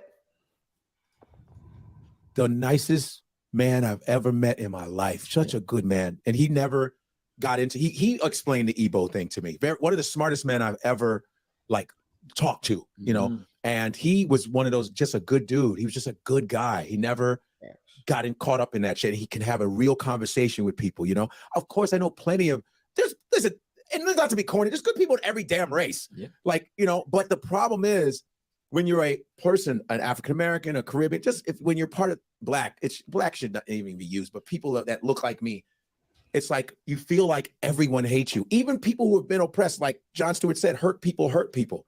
I have Arabs that are racist. I've seen Asians racist as shit, and they'll go through shit and then come to the black people, go, yo, look what's happening to us. And we'll go, yo, that ain't right. But then they'll get their shit going. And then when it happens to us, nobody's backing us. Nobody's backing us when we get murdered by the cops every in 5 minutes, but then we supposed to, you know, you got people that open stores in black neighborhoods and treat the black people like shit. Well, watch this. If all these minorities are fighting each other, and guess who's doing it? Now Rudy is. We gotta back that up because I didn't even hear what he said. You talking about Rudy? What he said? Yeah, what did he say? He said, well, who benefits from all of this? He's trying to blame it on the government. Who really benefits from it is his people, the Jewish people. That's a fact. And they're gonna kind of get into it. And when it starts going into Kanye, he's gonna change it to Kyrie. And then from Kyrie, they're gonna go into Farrakhan. And that's when they're kind of gonna touch on us a little bit. But Rudy's a slick little he's a slick devil, right?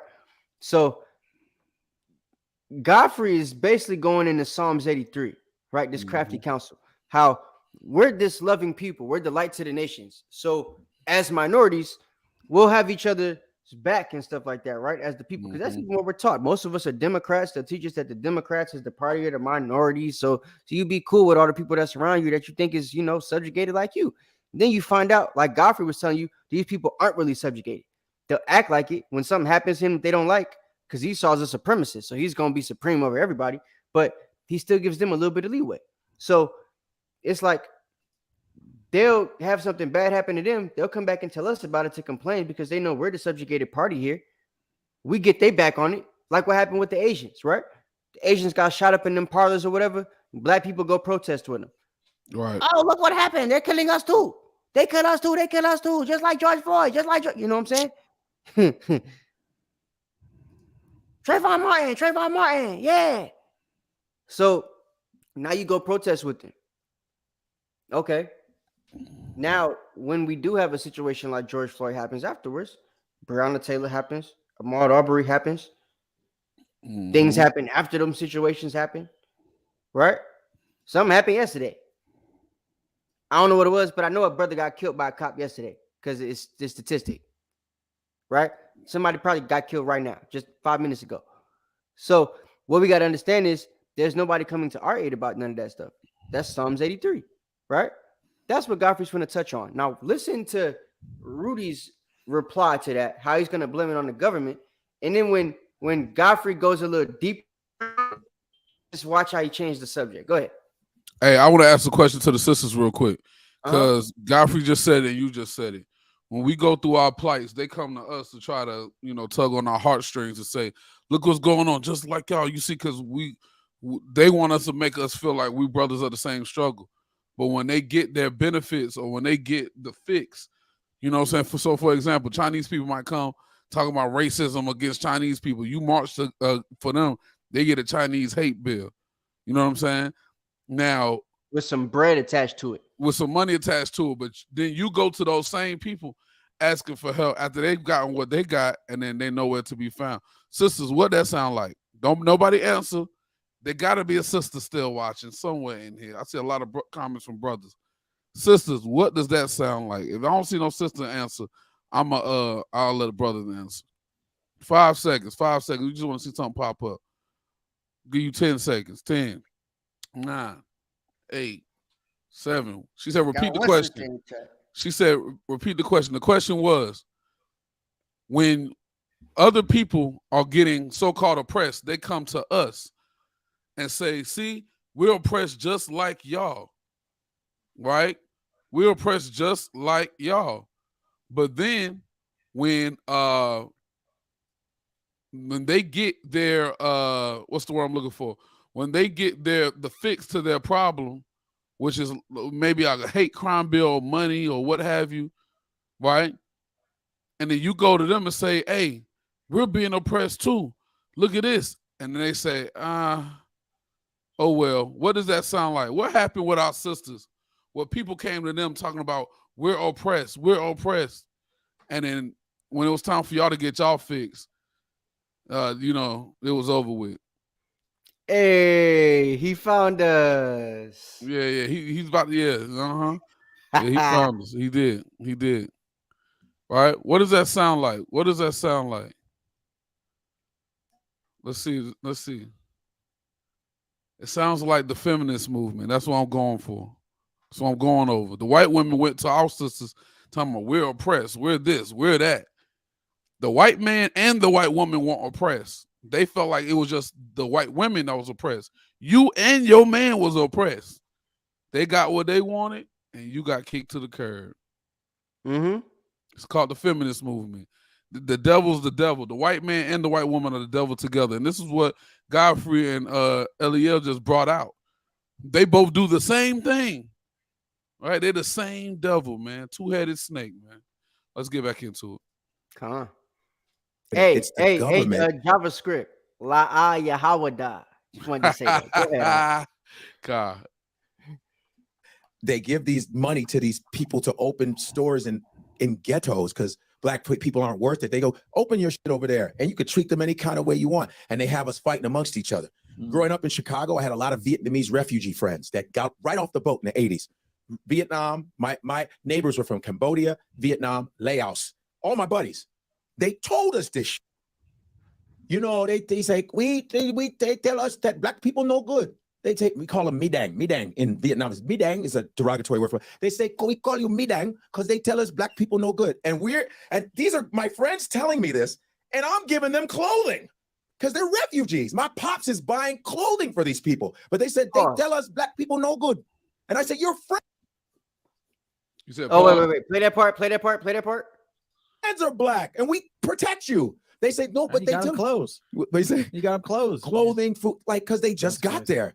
But it's just what the government and this fucking country and the European attitude of black people, and they do it to Arabs in France and all. They treat the Arabs like shit. And you would. So look, he just told you Psalms 83, right? Because a lot of Israelites, we teach like it's just the white man, but it's not. It's all of them, right? When you go into Deuteronomy, give me the Deuteronomy 28:37. When you go to Deuteronomy, these are curses that we actually get faced with, right? He just told you that the Vietnamese call us a name. Me dang. You've heard them say that before when you at the Chinese restaurant. I know you heard it. You just didn't know what it mean. When your food ready and you the only black person in there, and you tell them what you want or what you had or whatever, and they trying to call or they trying to tell people in the back, me dang. They trying to let them know that your food ready too, right? Get a black nigga's food. Me then. So it's niggas no good, right? And that's what he just told you. That's the same thing as the Akata word for the Africans, right? Spick, nigga in America, whatever it is. All of these different nations have their own bywords for us, right? And depending on where you're from or the people you grew up around, you'd be able to pinpoint what these names are, right? Go ahead and read Deuteronomy 28:37 and then read 43, I think. It's the book of Deuteronomy, chapter 28 and verse 37. 43 or 44. And thou shalt become an astonishment, a proverb, and a byword among all nations, whether the Lord shall lead thee. Jump to verse 44, Salaki. Verse 44, he shall lend to thee, and thou shalt not lend to him. He shall be the head, and thou shalt be the tail. Oh, give me first 43 too. 43, the stranger that is within thee shall get up above thee very high. There you go. Thou shalt come down very low. So look, they get up above us very high. They're able to lend to us. We can't lend to them. They get stores in our hoods, right? They're able to get gas stations, whatever it is, banks, all type of different things, car washes, laundry mats. We got to work for them or you know, go shop at their businesses and give them some or like answer to their service in some type of way. That's how it works. So what I really want people to understand is, like, you know, we in a situation where the curses and everything, they live out. You can see them play out in your eyes, in front of your face. You know what I'm saying? And Godfrey's somebody who's seen that. Now he's trying to give the sentiment to these white people, and watch how the white guy kind of downplays it a little bit. Go ahead, play it. He's kind of gonna get pompous from this point. After you get to well, like, what's the timestamp you at right now? I'm at 9:40. 9:40. Jump to 16 minutes. All right.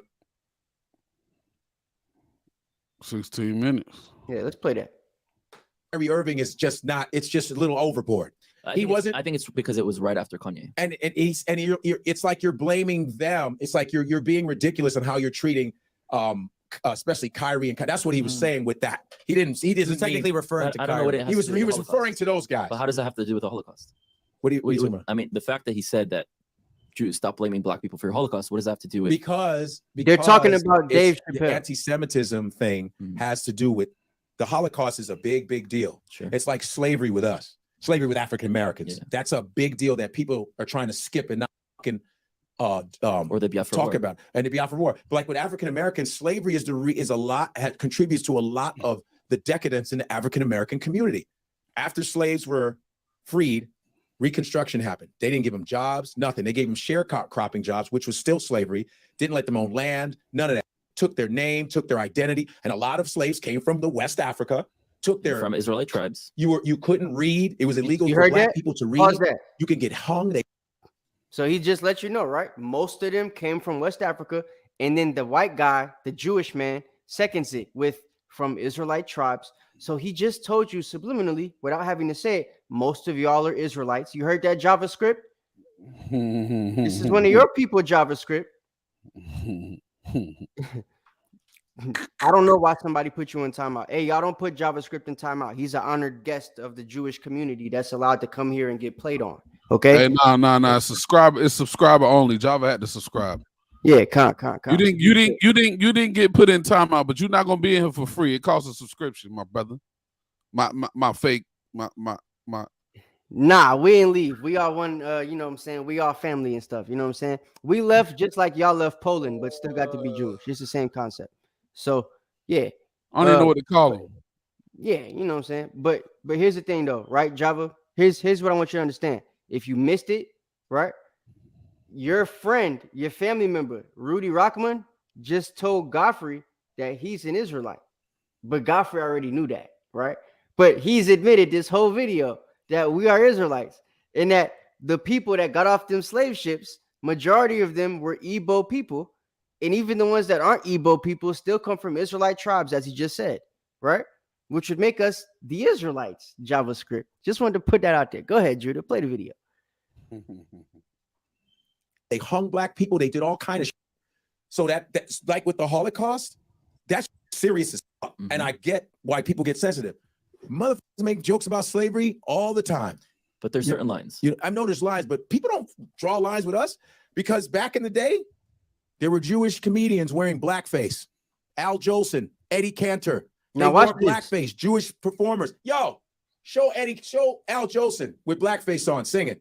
Watch this. These are Jewish. These are Jewish. I don't know what the point of that. Comedian. Nah, I'm just shut up. So you see that? He doesn't know what the point of that is. He's mad at Dave Chappelle for saying, hey, stop blaming black folks for your Holocaust.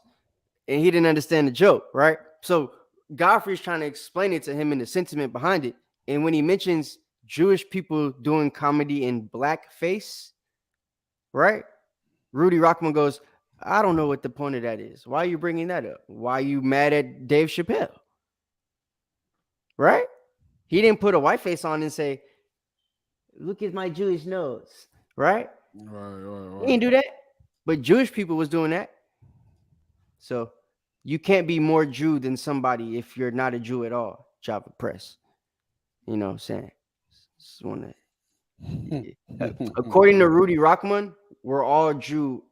Make that make sense. In the same thing. It don't. Yeah. In your Torah, even though y'all believe according to your Talmud that you are who your mother is, and the Torah says you are who your father is. So how could you be more something than somebody else? Idiot. And your father's not even Jew. Your Idiot. mother is, most likely. She probably isn't either, but that's what you want us to believe, according to your Talmud. Not Talmud, Talmud, Palamud, whatever it is you want to call it. Go ahead, Judah. You understand? Individuals, sure. You know that we all commit little crimes. Don't look at me. I would be right next to you telling them that that's wrong. That's right. The point that I'm saying is right now nobody's taking Jews seriously. Like you go to who doesn't take Jewish let me people explain serious? it. This is what you need to understand from our perspective, because go ahead. the media doesn't talk about the Jewish perspective and the Jewish experience, right? Your racism that you experience is usually from one particular group that's anti the black, right? The Which left is usually white damn near supremacists, everybody, right? It's Asians, but usually Asians that are Psalm inspired 83, by the ideas damn near of everybody. supremacy. You're saying that when your friends came, they were told that they're bad, right? So it's usually stemming from that, right? Who usually hates the left? The right. Who usually hates the right? The left. Who usually hates women? Men. It's usually one opposite group. You know who hates the Jews? Literally every single group. The far right blames the Jews for being the left. Salakia. Let's keep it real. Hold on, Java. Hold on. Before you do that, I wanna just point out something Java said, right? Because remember how we were talking about how their people don't fit none of the curses, right? Give me Deuteronomy 28:54. 54. I'm already Give here. me Deuteronomy 28:54. Right? This is a book of Deuteronomy. Hey, Java. I thank you so much for what you just did, you stupid. Cracker. Look, dummy. It says you're more Jew than us, right? Then you're trying to give us our first lesson, which is the same lesson that Kanye already told us we should listen to. You know, Kanye being a real Jew, more Jew than you, who, right? So it says your people want to be Jews so bad, but hate each other. Did you know that hating each other is a prophecy from the Torah that Moses gave us for the real Jew? The fake Jews don't hate each other, but the real Jews will hate each other until the real Messiah comes back, who isn't Rudy Rockman or, Rosenberg or JavaScript. So, that's just that. But what we have to understand is that our people actually fit the curses, right? Read this curse for us right quick so he can see it. This is the book of Deuteronomy, chapter 28, verse 54. So that the man that is tender among you and very delicate, his eyes shall be evil towards his brother, and towards the wife of his bosom, and towards the remnant of his children, which he shall lead. So we leave our children. We're fatherless households because it's a curse, right? We hate our brothers, the children of our own people, because it's a curse, according to the Bible. You guys don't, because you don't fit any of the curses of the Torah, of Deuteronomy 28, that Moses, your favorite prophet, said that we would all touch, that we would all hit. These curses that shall come upon the Israelites for not obeying the word of Hashem. And if you believe in the Bible, all Israelites fell short of the word of Hashem, which means they should be going through these curses. So you guys should hate each other if you're really Jews. The fact that you don't proves who we are versus who you are. Now, what were you going to say, Judah? The dude said something stupid. I gotta rewind it. Hold on. Let me see real quick. Oh, he said that everybody hates the Jewish people. I wasn't even brought up to learning to hate Jewish people. I was brought up that there was, when you start to ask the questions, they're the Most High's chosen people. We weren't brought up to hate them. And a lot of black churches, you see, they invite Jewish people to bless the church. We not taught that. Stop it. Stop the cap. Stop the cap. Okay? It's German people that hate y'all. That's why they put you in frying pans. And they're your people. They're your people. Adolf Hitler's real name is Adolf Schuckenberger. He's Jewish. Now, this dude is an idiot. Watch this. This dude's an idiot. You guys don't know me and giving a preconceived notion that I'm not a Jew based on what again? We know who you are. You've told us before. Idiot. The fact that your word says Java in it, we know that you're one of them Jewish people. It don't matter if you're Ashkenazi or Sephardic. None of y'all are it. You understand? You're all fake. You're fake Jews. We the real ones. We're going through the curses. I just proved that. The reason you didn't have anything to combat the curse that we just read is because you can't talk against Moses, because y'all are supposed to believe in him as a prophet. If Moses said all the Jews are supposed to hit a curse and you didn't hit the curse, we don't have to find out who you are. The Spirit shall bear witness of who the children of the Most High are. Right? The fact that you told us to be a certain way that the Bible says we wouldn't be yet proves you don't know the Bible and you don't know the characteristics of the real people, which would prove you're not one of the real people. I yield. Stupid. Go ahead. Left blames every single group's extreme. Right. The far left blames the group for being the right. Yes. The communists say that we're the capitalists. The capitalists say that we're the communists. You have the super, black people that are saying, like the Farrakhan's. I know that you're a friend of him, but he said, I'm not. He doesn't know me. Okay, well, Pause. listen. But no, Farrakhan says a lot of foul things You about. call Farrakhan a super black. You heard that? We have the super black, like Farrakhan, and yeah, I know you like Farrakhan. Yeah, go ahead. No. You have the super, black people that are saying, like the Farrakhan's. What the hell? Like, you didn't even think before you said that? This is crazy. The super blacks. Go ahead. No, What's you're a friend of him, about what I just said? not- Everything I mentioned, okay. I could put a Bible scripture behind it. Java, explain what I said that was hypocritical with the Bible verse, please. Go ahead. Or I'll even allow you to bring out something from the Talmud, except that verse that says you can have sex with an 8-year-old. Go ahead. Black people that are saying, like the Farrakhan's. I know that you're a friend of him, but he said, I'm not. He doesn't know me. Okay, well, listen. But no, Farrakhan says a lot of foul things about the Jewish people. He says, what does he say? Have you seen his speeches? Yes, I've seen his speeches. What does he say? He says Jewish white devils. He says a lot of No. things. He doesn't. Yeah, he did. You don't see his speeches. I did see his speeches. No, he does say that. He does say that. When? Termites. Yeah, I think termites. You gotta watch when that, all the time. What speak? That's And this is what Jewish people do a lot. We've seen this recently with this whole Kanye and Kyrie thing when it came to the documentary. The documentary has a whole bunch of anti-Semitic tropes. Okay, what part? What? Well, Did you watch it? Did you watch it? I saw the screenshot. No. I saw the screenshot of this very anti-Semitic comment. What? You saw a screenshot of a video and you know what it said? You ain't hear it? Idiot. Like, come on, dog. Come on. Right? Go ahead. Listen, hold on. No, I'm not a Nation of Islam guy. I'm not. Sure. I think I there's a lot of good things for the black community, so we're separating those things. But he says some very foul, problematic things against the Jews. Against the Jewish that aren't real Jews. He's talking about. Oh wait, damn! I didn't want him to say that part yet. You're gonna have to rewind it. But you see that the white guy, he's trying to tell him what he said, and then when because it sounds like something he would say, even though he didn't say it. It's really something we said, right? We call them Jewish white devils. Farrakhan don't do that because he knows they hate him, right? Farrakhan in his speech that we read before on Milk Monday in the past, in one of their actually on the Nation of Islam website, he told us that he actually thought his daddy was a Sephardic Jew from Italy, remember? Or either Italy or Portugal, one of them. But yeah, anyway, rewind it and play that part. What did he say? Have you seen his speeches? Yes, I've seen his speeches.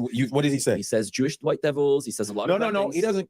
Yeah, you don't see his speeches. I did see his speeches. No, he does say that. He does say that. When? Termites. Yeah, I think termites. You gotta watch when that, all the time. What speak? That's listen. Hold on. No, I'm not a Nation of Islam guy. I'm not. I think I there's a lot of good things for the black community, so we're separating those things. But he says some very foul, problematic things against the Jews. The white against the Jewish that aren't real Jews. He's talking about. What Jews aren't real Jews? I don't even get into that because I don't get into the. You know what I'm saying? He's talking about me. So he asked the question, and you heard the white guy say "me," right? He's talking about and the white guy goes, "Me." Here, go ahead and rewind just a little bit so I can get the full gist. The guy with the hat is gonna say "me."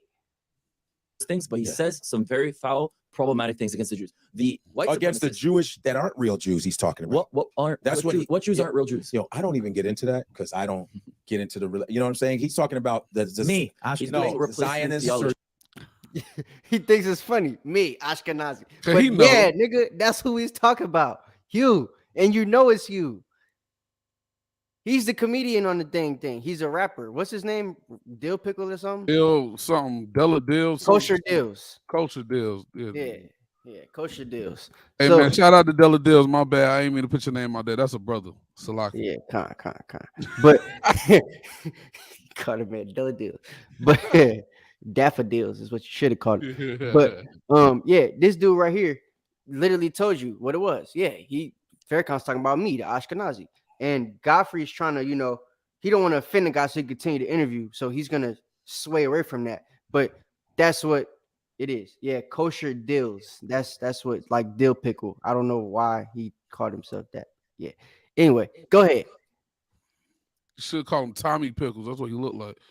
You know what is a Zionist? I don't. That's what I'm saying. All right, so let me tell you. Zionism is the right for the Jewish people to self-determine on their ancestral homeland. Okay. It's the idea that the Jews should be able to return back to their land. If you want your people that are in diaspora to return, I'm sorry, he sound like the dude at the end of the prescription commercial that tells you all the bad side effects.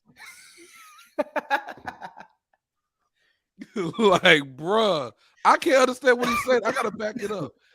He sound like, they be jumping through the roses and tells you all the good things about it, and then he had to end to tell you you might die. Zionist. What is a Zionist? That's what I'm saying. All right, so let me tell you. Zionism is the right for the Jewish people to self-determine on their ancestral homeland. Okay. It's the idea that the Jews should be able to return back to their land. If you want your people that are in diaspora to return back to Biafra, or the tribe of God that are descendants from Eri that are Igbos to come back to Israel, that is the idea of Zionism, returning to Zion. Well, you ever hear the song Road to Zion? Returning to Zion. Right quick. Now, Java Press, this is going to determine whether you're an Israelite or not, okay? You've got two Jewish people right here. One that's Ashkenazi, kosher dill pickle face man, Tommy Dills, whatever his name is. And then we got Rudy Rockman, the Sephardic Jewish man, right? So we've got two different sides of the spectrum, both saying we're Israelites. Are you going to keep saying we're not Israelites when they're both saying we are emphatically Israelites? Are you going to say they're idiots? You just heard him say that if we want our people to come back, we can go back to Israel under the Zionist law. He even called them the tribe of Gad. I'm fiery Gad. Do you understand? Are we Israelites? Java Press? That's the first question I'm going to ask you. Go ahead, Judah, play the video. Which means so Zionism means the right for the Jewish people to be able to live back in their homeland. It's nothing to do with 1948 or the conflict or Palestinians, which, by the way, I work on the ground daily uniting Israelis and Palestinians for us to live in a better reality that unites both peoples. I don't even like talking about that either because people get sensitive as that. We can go deep into that if you want. Oh, let's go, man. Hey, I want you to go deep. What's the timestamp? We are at 1959. Go to like 20 minutes and 17 seconds. Oh no! Like, don't fast forward. I mean, like, let it play. Oh, stop it there. I got you. It's a cesspool. Yo, so with the Palestinian, because I have Palestinian friends, Israeli friends. Who's in the wrong? Honestly, the British. The British. What did they do to your country? Oh man, colonize the. Do you see that? Now, if y'all watched our Balfour Declaration class that we did, right, where we proved how they got there via the Balfour. What was the first country that had to do with the Balfour Declaration that relinquished its rights to the United Nations, which is run by America? British. It was Britain. So Britain was the ones that started the Balfour Declaration that allowed them to be able to get to Europe. So their names would be on everything that has to do with getting on Palestine's nerves, right? Rudy Rockman knows this history, him being Jewish. And instead of blaming the Jewish people who got in the contract with Britain to take over the land from Palestine, he just put all of the blame on Britain. Do you see that? But we read the documents, right? Just like we're waiting on Java to tell us what his answer is on whether we're Israelites or not after they said something. We're still waiting on them to tell the truth on how they actually got to the land and what they did to those Palestinian people. Hey, Java just comes in the scoff. He didn't even know they said that. When you said that, when you told him what they had said, he probably left the building. He didn't even know. He didn't even know that was said. He was like, "Yo, I got it. I'm gone." Oh wow, there's my people saying they're Israelites. Oh wow, I have no answer for this. It's not just that stupid idiot Harry Rosenberg. he's an idiot. He just needs to stop. He needs to take his yarmulke cap off. That hairy dude. Keep going. Let's go. And they united 3 large groups and they made them fight each other. Yep. That's what they did in Afghanistan. That's what they did in India, Pakistan. And that's what they did between the Israelis and Palestinians. Now, what did they do to make us think that the other is the enemy? Or Now, I'm going to let you skip. Go ahead and skip to 23 minutes. But I just wanted to point this out. There was a war. The reason you guys know the name Nasser Gamal Nasir, right? Gamal Nasir, is because this is the guy, the president of the United Arab Union, I believe it was called. He was the Egyptian president at the time. That was the president of the United Arab Union that was trying to combat the Israelis and stop them from moving in 1948. In 52, after the war was over, he said, we're going to try to continue to fight and that we won't accept these white Jews because they are because the real Jews left black and they came back white, so they won't be accepted. Because to these Arab people, it was impossible for us to be a black people and then become a white people. So they said they'll never accept these white Jewish people because they know that the real ones are black. And then a couple months after that, he was killed. I'm about to say they got him up out of there. You know what I'm saying? That was a national televised interview or statement that was made. It wasn't an interview. It was a televised broadcast that was made, right? So, okay. So I'm gonna play it again. The guy here, Rudy Rockman, JavaScript. Look. Java says we're not Gad, we're West African, right? Interesting. Hold on. In this clip that you just fast forwarded to, within these next 2 minutes, he's going to say it again for the 3rd time. West Africans are the 10 tribes, according to Rudy Rockman's belief. Stupid. JavaScript. Just stupid. And he's actually doing a documentary to teach all of you idiots who we are.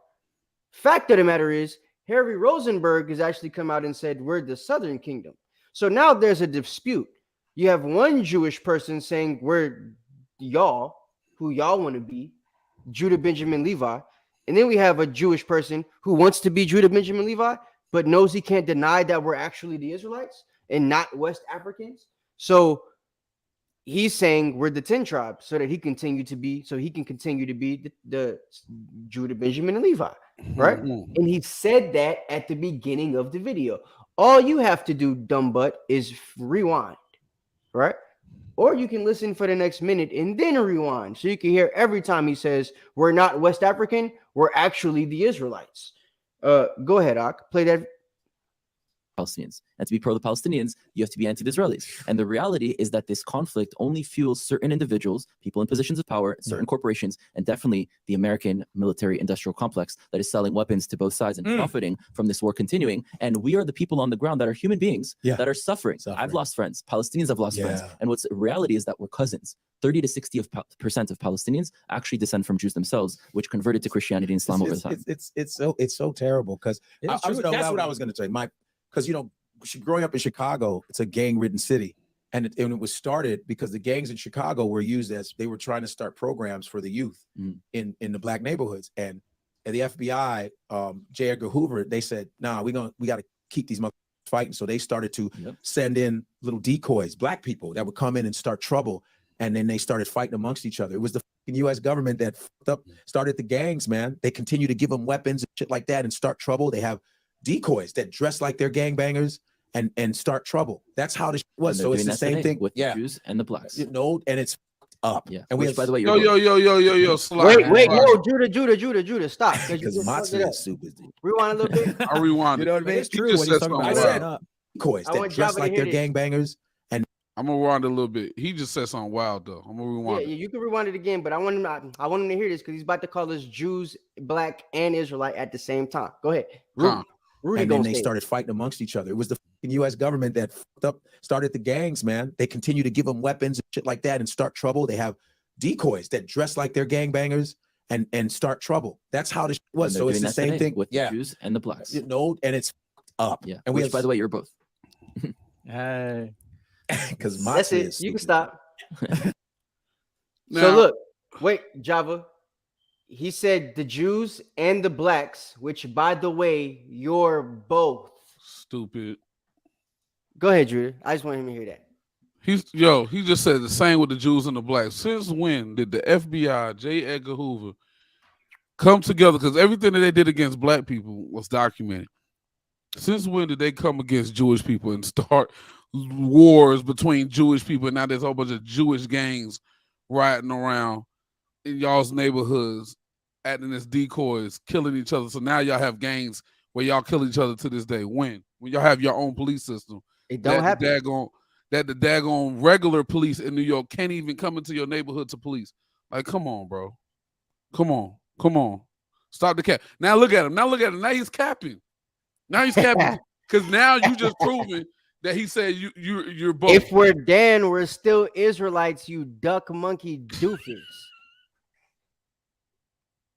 Goodness gracious. Yo, this nigga's an idiot. Like, just stop talking to him, right? He says he's not Ashkenazi, he's not Sephardic. They're imposters just like you. Okay. They are imposters, but we're not. We're the people waking up to the truth, brother. That's what it is. Whether you like it, understand it, believe it or not. And now these people are saying it. Right? Hey, yo, talk about falling on your own sword. Good God. We do have the spirit of the man we call Jesus. The spirit you were taught that Jesus has isn't the spirit Jesus has. That's Jesus was an austere man. Jesus flipped tables and whipped niggas with scourges, not gave cotton candies and hugs. That's what y'all were taught. You understand? We definitely have the spirit of Hamashiach Yahawashah. There is no Jesus. The letter J was made in 1524. We don't call him that. We have the spirit of Yahawashah. Jesus is a white boy with blue eyes and brown hair. They all got soft ass spirits. Go ahead. You see this though? You see this? You don't have the spirit of Jesus. You want us to have the spirit of the man that you was taught Jesus is. You want us to have that spirit. That's the docile, turn the other cheek so you can slap me in the other one. Like, that's what you want us to have. That's what you want us to have. You know what I'm saying? Oh, is this Christ-like? That's what they do to us on the street. What would Jesus do? Slap you? That's the answer to your question. Yeah, he probably would slap you. But or ignore you one if he didn't slap you. Mm-hmm. But skip to 27 minutes. That's the part I wanted you guys to hear there, right? He said we're Jews and black. Question: how can you be Jew and black if they're both nationalities? If they're both races, how can we be two races at the same time? Unless one is made up. One is made up. It's a color out the crayon box. In fact, Rudy said it. Rudy said black is just a color. It's a construct. He said it at the beginning. Black is a construct. Hey, so we can't be black and Jewish. We have to be just Jews because black is a color from the crayon box. Go ahead, Judah. What I've learned from this interview and what I want everybody to understand from this interview is, one, when people try to talk fast, they're trying to talk past you. We've seen that. Number two, people try to sound so smart. They throw a little bit of the truth in there to get you to just be like, see, yeah. And so you can, listen a little bit further. Shalom, King. Shalom, Brother Kai. Shalom, Kai. Right? That's a real Levite. JavaScript. Right, there we go. Exactly. They try to talk past you and say a little bit of truth so you can get happy about what they're saying and then accept the BS that they throw in there. That's what this dude has done this entire time. And he's supposed to be a champion for Israeli people. Come on, guy. Come on. All right. Duck Monkey was the best I have to show you the most respect I can give you on a YouTube platform. It's not the best I got, though. Don't ever get that twisted. Okay? Come on. You want to start 27 minutes? Yeah, start at 27. Let's do it.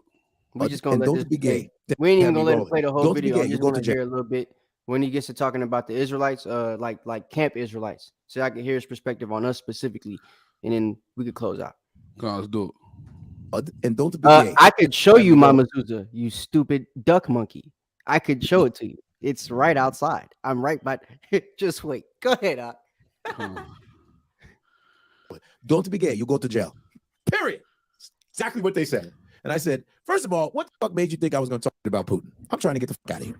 You understand? Hold on, Judah. I'm gonna go these see other if I countries can don't play take it that. off my wall, my doorpost, Mama Zuza. Go ahead. right, come on. I'll be right back. Don't give up. And so you're going back again to finish up your. How far are you into this documentary? So, unfortunately, on our third day, we got taken to prison and we were deported out of the country, so we weren't able to finish. We do plan to go back when we can. All praises to the Lord. Them people put that man in prison where he belongs. All praises. But for now, we're still banned.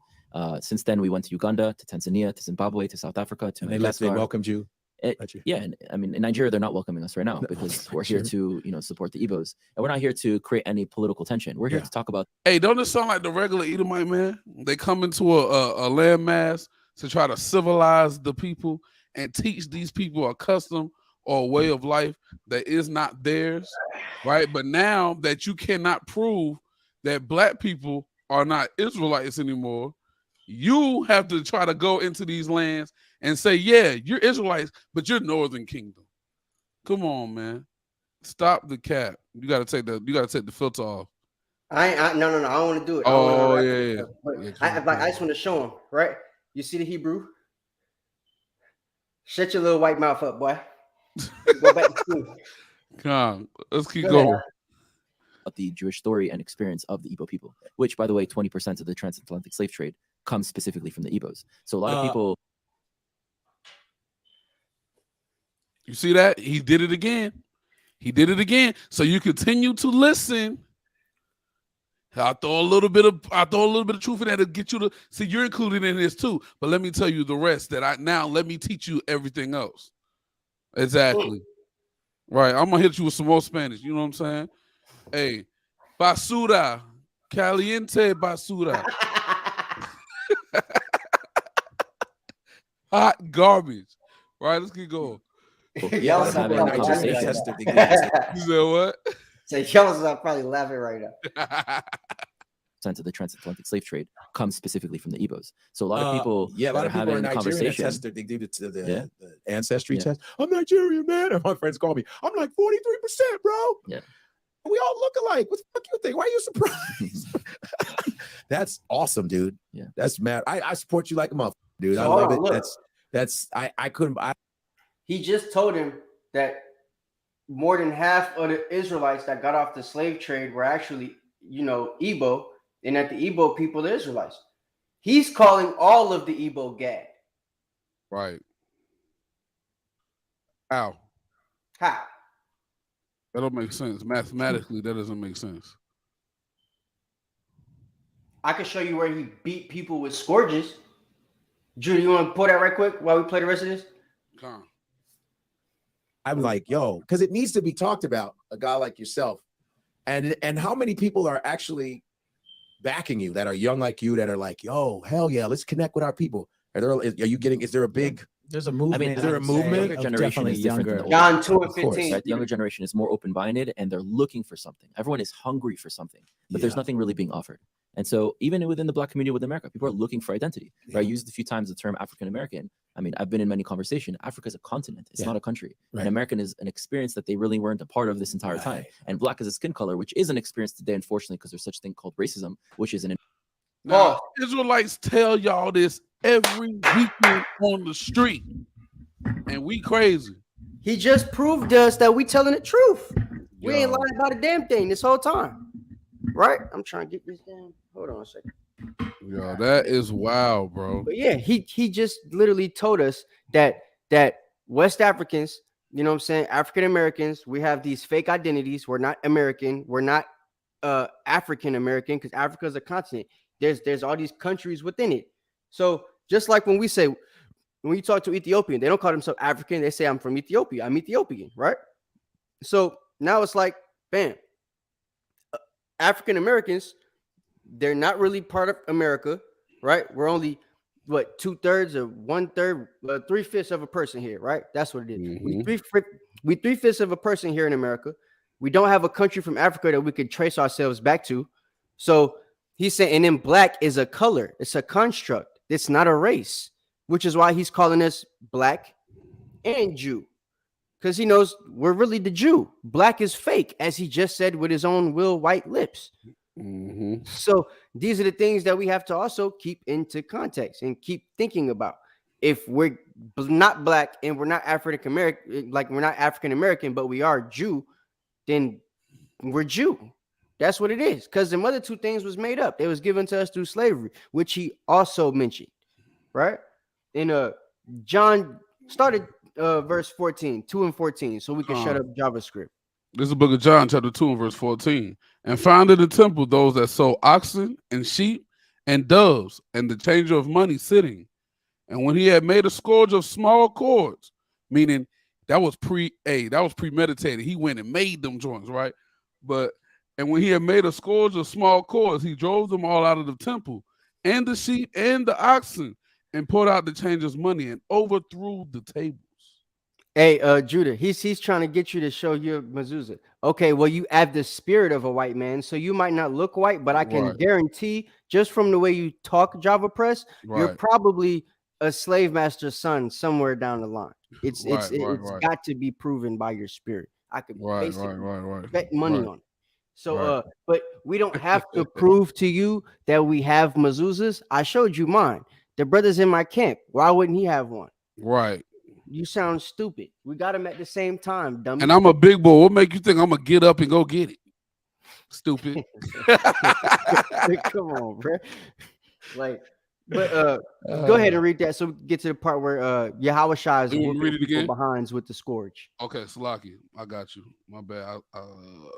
That part's in verse 15, but I want you to start at 14 and get the context. All right, boom. So we at verse. We read 15. Verse 16. No. I'm saying read it again. Okay, Salaki. We'll start at verse 14 again. And found in the temple those that sold oxen and sheep and doves, and changer of money sitting. And when he had made a scourge of small cords, he drove them out of the temple, and the sheep and the oxen, and poured out the changers' money, and overthrew the tables. And said unto them that sold doves, take these things hence, and make not my father's house an house of merchandise. Mm-hmm. I think that's it. That's it on that. Come on. So as you see in verse 15, he made a scourge of small cords, and he drove them out the temple, and the sheep and the oxen, and poured out their charges of money and overthrew the tables. So he flipped the tables and beat everybody with the scourge, including the animals, until they all dipped. Now he's a Hispanic. Now he's an Hispanic. Yeah. Just like you're a fake Hebrew, you only know a few Spanish words. Okay. Cabron. All right. Go ahead. Let's go. Invention of human beings, but not an actual thing. We're not different because of our skin color. So what are they? What's their language? What's their history? What's their culture? What's their traditions? What's their purpose in this world? Right? A lot of people lost their identity and are looking for it. And there is truth that a lot of people of color descend from Israelite tribes from Africa, the ones that we're going to visit, the populations that they were targeting historically till this day. Did JavaScript hear that one again? And the Igbo. He just said it like 30 times now. He ain't even finished the video. Right. Purpose keep saying it. Right? A lot of people lost their identity and are looking for it. Black and there is from truth Africa that a lot of people from Israelite tribes. Right. What's their purpose in this world? Right? A lot of people lost their identity and are looking for it. And there is truth that a lot of people of color descend from Israelite tribes from Africa, the ones that we're going to visit, the populations that they were targeting historically till this day, the Igbos. Right? Why always? And the Igbos are the richest and most educated demographic in all of Africa. Hold up. And the Igbos in society are always blamed for what? Running the media, running the economy. We're starting to see a trope and a similarity and a pattern. He said that we were hunted, we were searched for and stuff like that, right? In order to be subjugated and stuff. So I just want to show you guys proof of what he said. You can look it up. This is called the Negro Land map. When you go into the Negro Land map, you see things, right? Hold on, let me make sure. Yeah, it's not on the page that I need to be on. Let me pull this one up. All right. So there's different things you can see on here. I got zoom ins though. I want to see if I can find it. There's places on this map though that literally say like exiled Jews. I gotta see if I can find it. Or I might just have to pull up the pictures with the thing on it. I'll be here all day doing that junk. Hold on a second.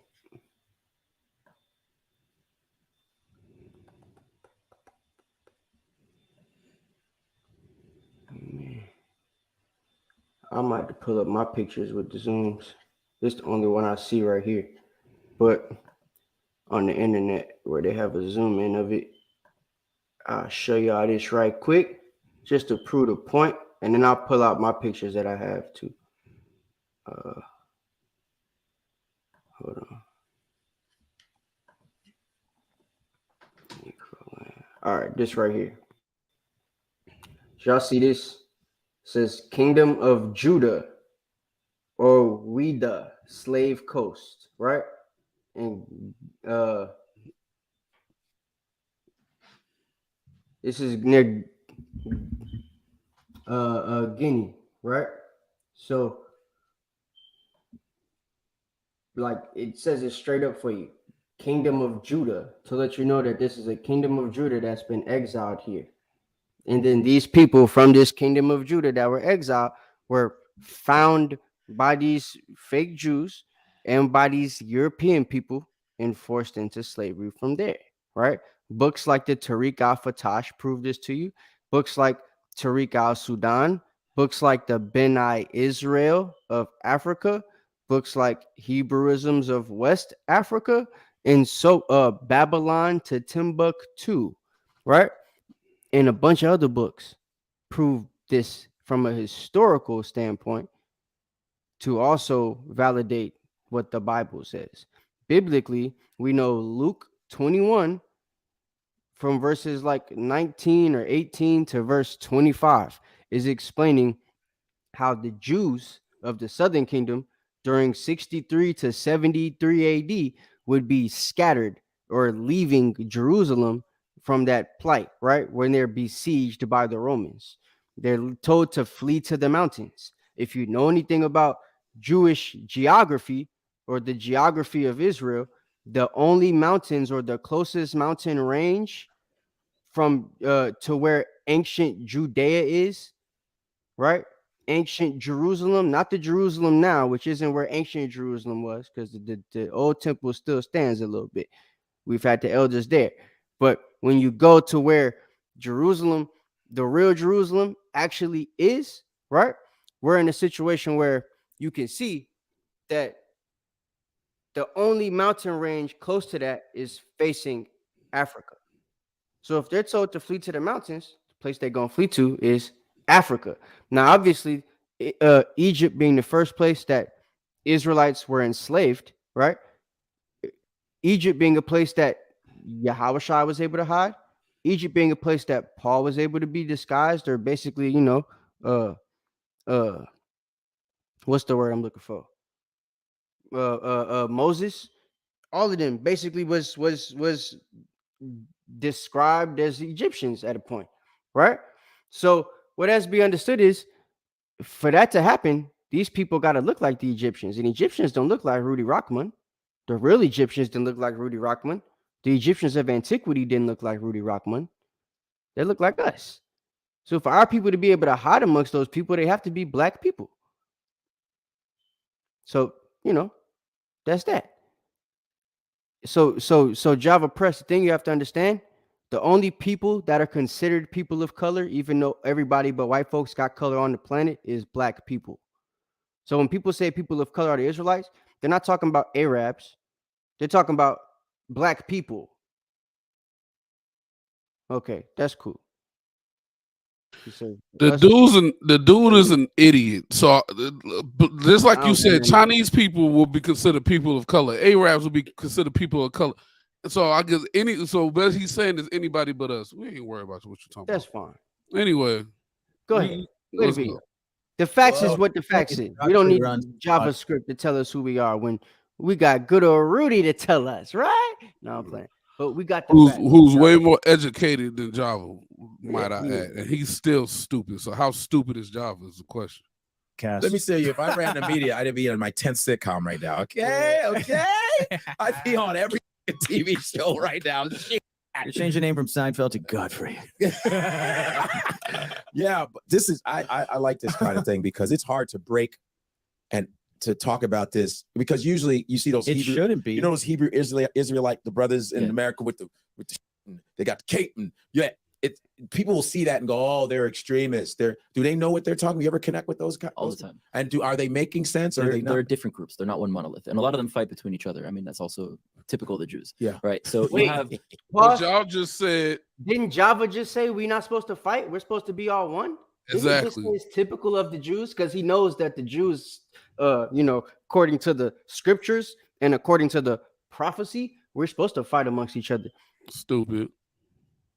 It's prophecy. Stupid. Go ahead, Judah.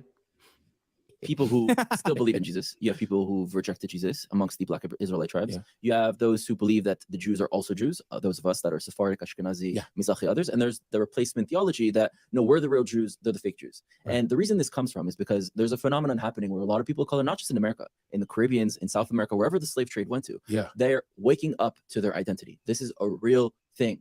It's a...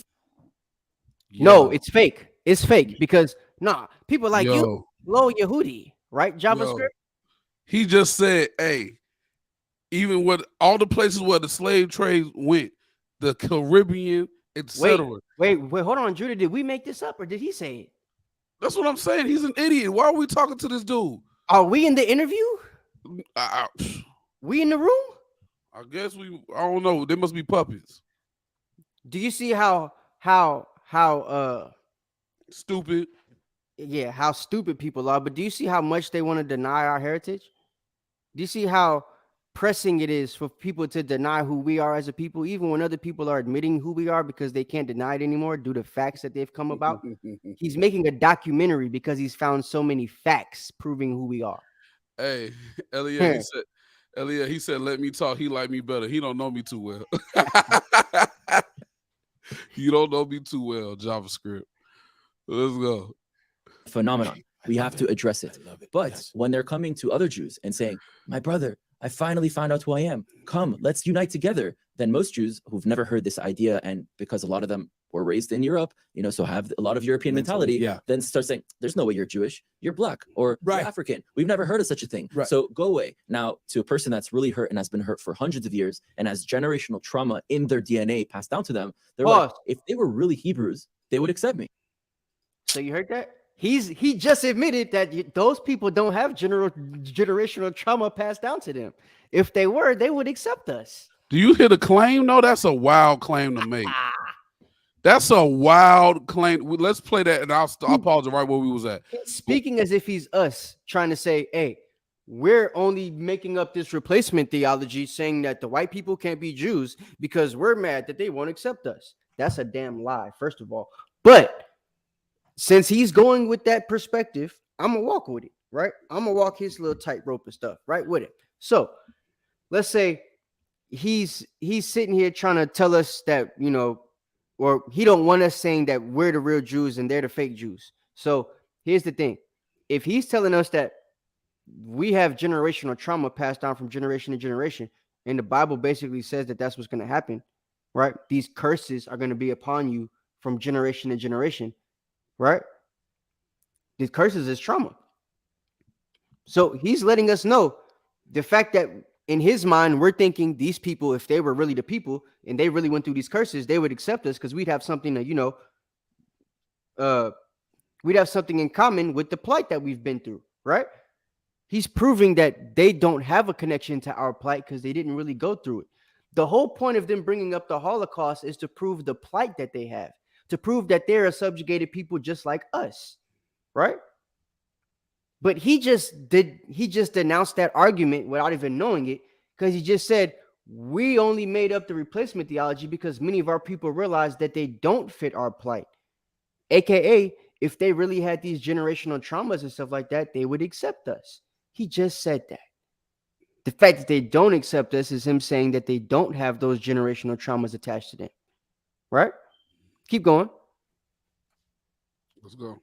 and has generational trauma in their DNA passed down to them, they're like, if they were really Hebrews, they would accept me. It must be that they're not the real Jews. And so that's where the problem is. And that's if you look at Kyrie's documentary, there's a lot of truths in there, right? But it falls on deaf ears because there's a lot of false things in there as well. Okay. Which is why we need to open up this conversation and really be very specific as to what are their origins. If you look at a lot of the names during the slave trade, a lot of them had Jewish names when they were brought to this country, and then their names were erased and changed into something else. Of course. And that's the thing too, is a lot of people don't want to sit down and see, like you are ready for the smoke. You're like, because you're so well informed, you go to all that talking, you go to places, you hear stories, that's why I like people like you, because you're ready for the smoke. Like, let's talk, let's go. But a lot of times you don't get that. You get a lot of, no, I don't want to hear it, or they'll over talk you, won't let you talk, you know what I mean? A lot of deflection and tiptoeing, footing around. A lot of people don't know their own history. They just kind of grow up, and it's just kind of laziness, and if life is easy for that, they don't want to read. They don't want to go, yo, you should read about this shit, man. You need to know about this shit. Know it. I'm telling you, it's important. A lot of people want pictures and, little excerpts. Nobody wants to sit down and see clips, because education, let's keep it 100. I love it. I love learning, but learning doesn't come with a beat. It doesn't come with a, but learning, got to sit there and be patient. Once your eyes are open, you then have a responsibility. And a lot of people don't want to face that responsibility. They don't want to keep their eyes closed. Keep their eyes closed. I know what you're saying about some of the sensitivities, but I don't think. That's all I wanted to play. So he said that learning, you have a responsibility. When you don't learn, well, people that choose not to learn would rather keep their eyes closed, right? Learning means that you'd have to accept things once you see it, once you learn it, once you can't disprove it, right? Learning is something a lot of people don't want to do. And the things that they learn, they don't want to actually admit to. One of the things people learning right now is that so-called Black people, Hispanics, and Native Americans are the Israelites. People like Java don't want to accept that, for whatever reason, right?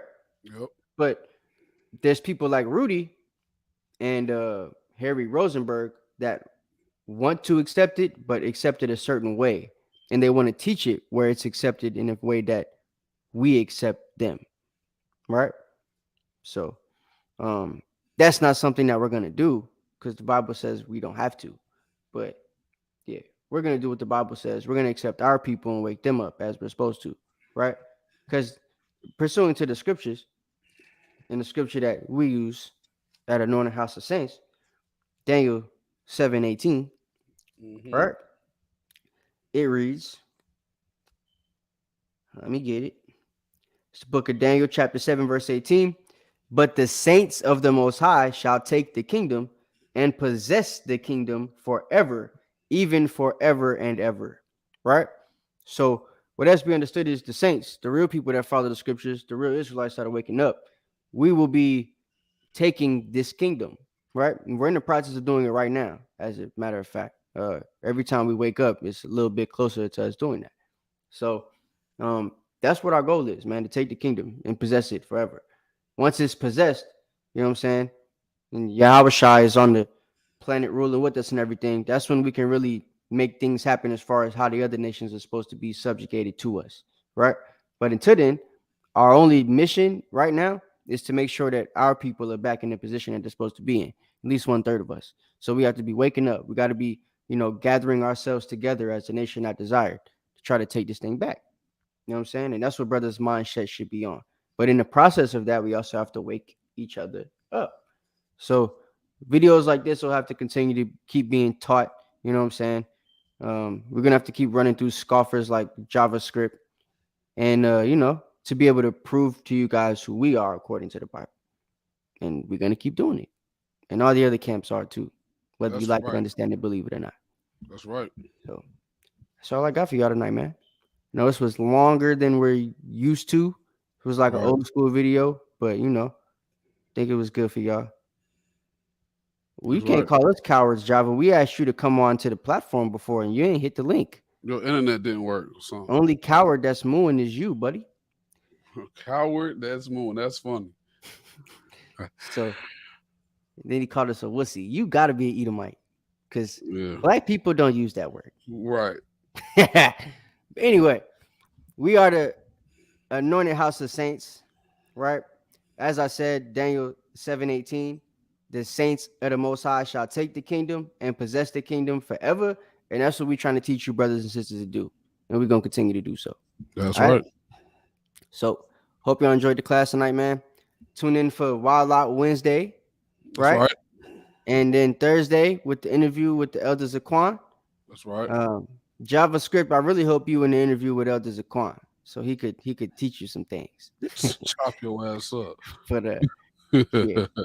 But we'll see you guys, man. You know what I'm saying? Hope you guys enjoyed the class. Like the video, share the video, Baba Cashapp, because you know we are gonna need y'all support moving forward. You feel me?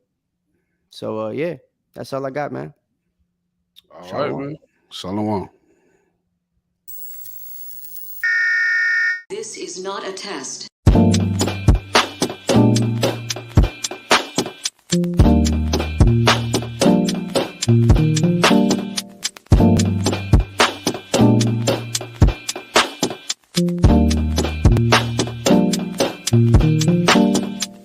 Black skin, black sauce, black Jesus, black music, black skin, black sauce, black Jesus, black music, black skin, black sauce.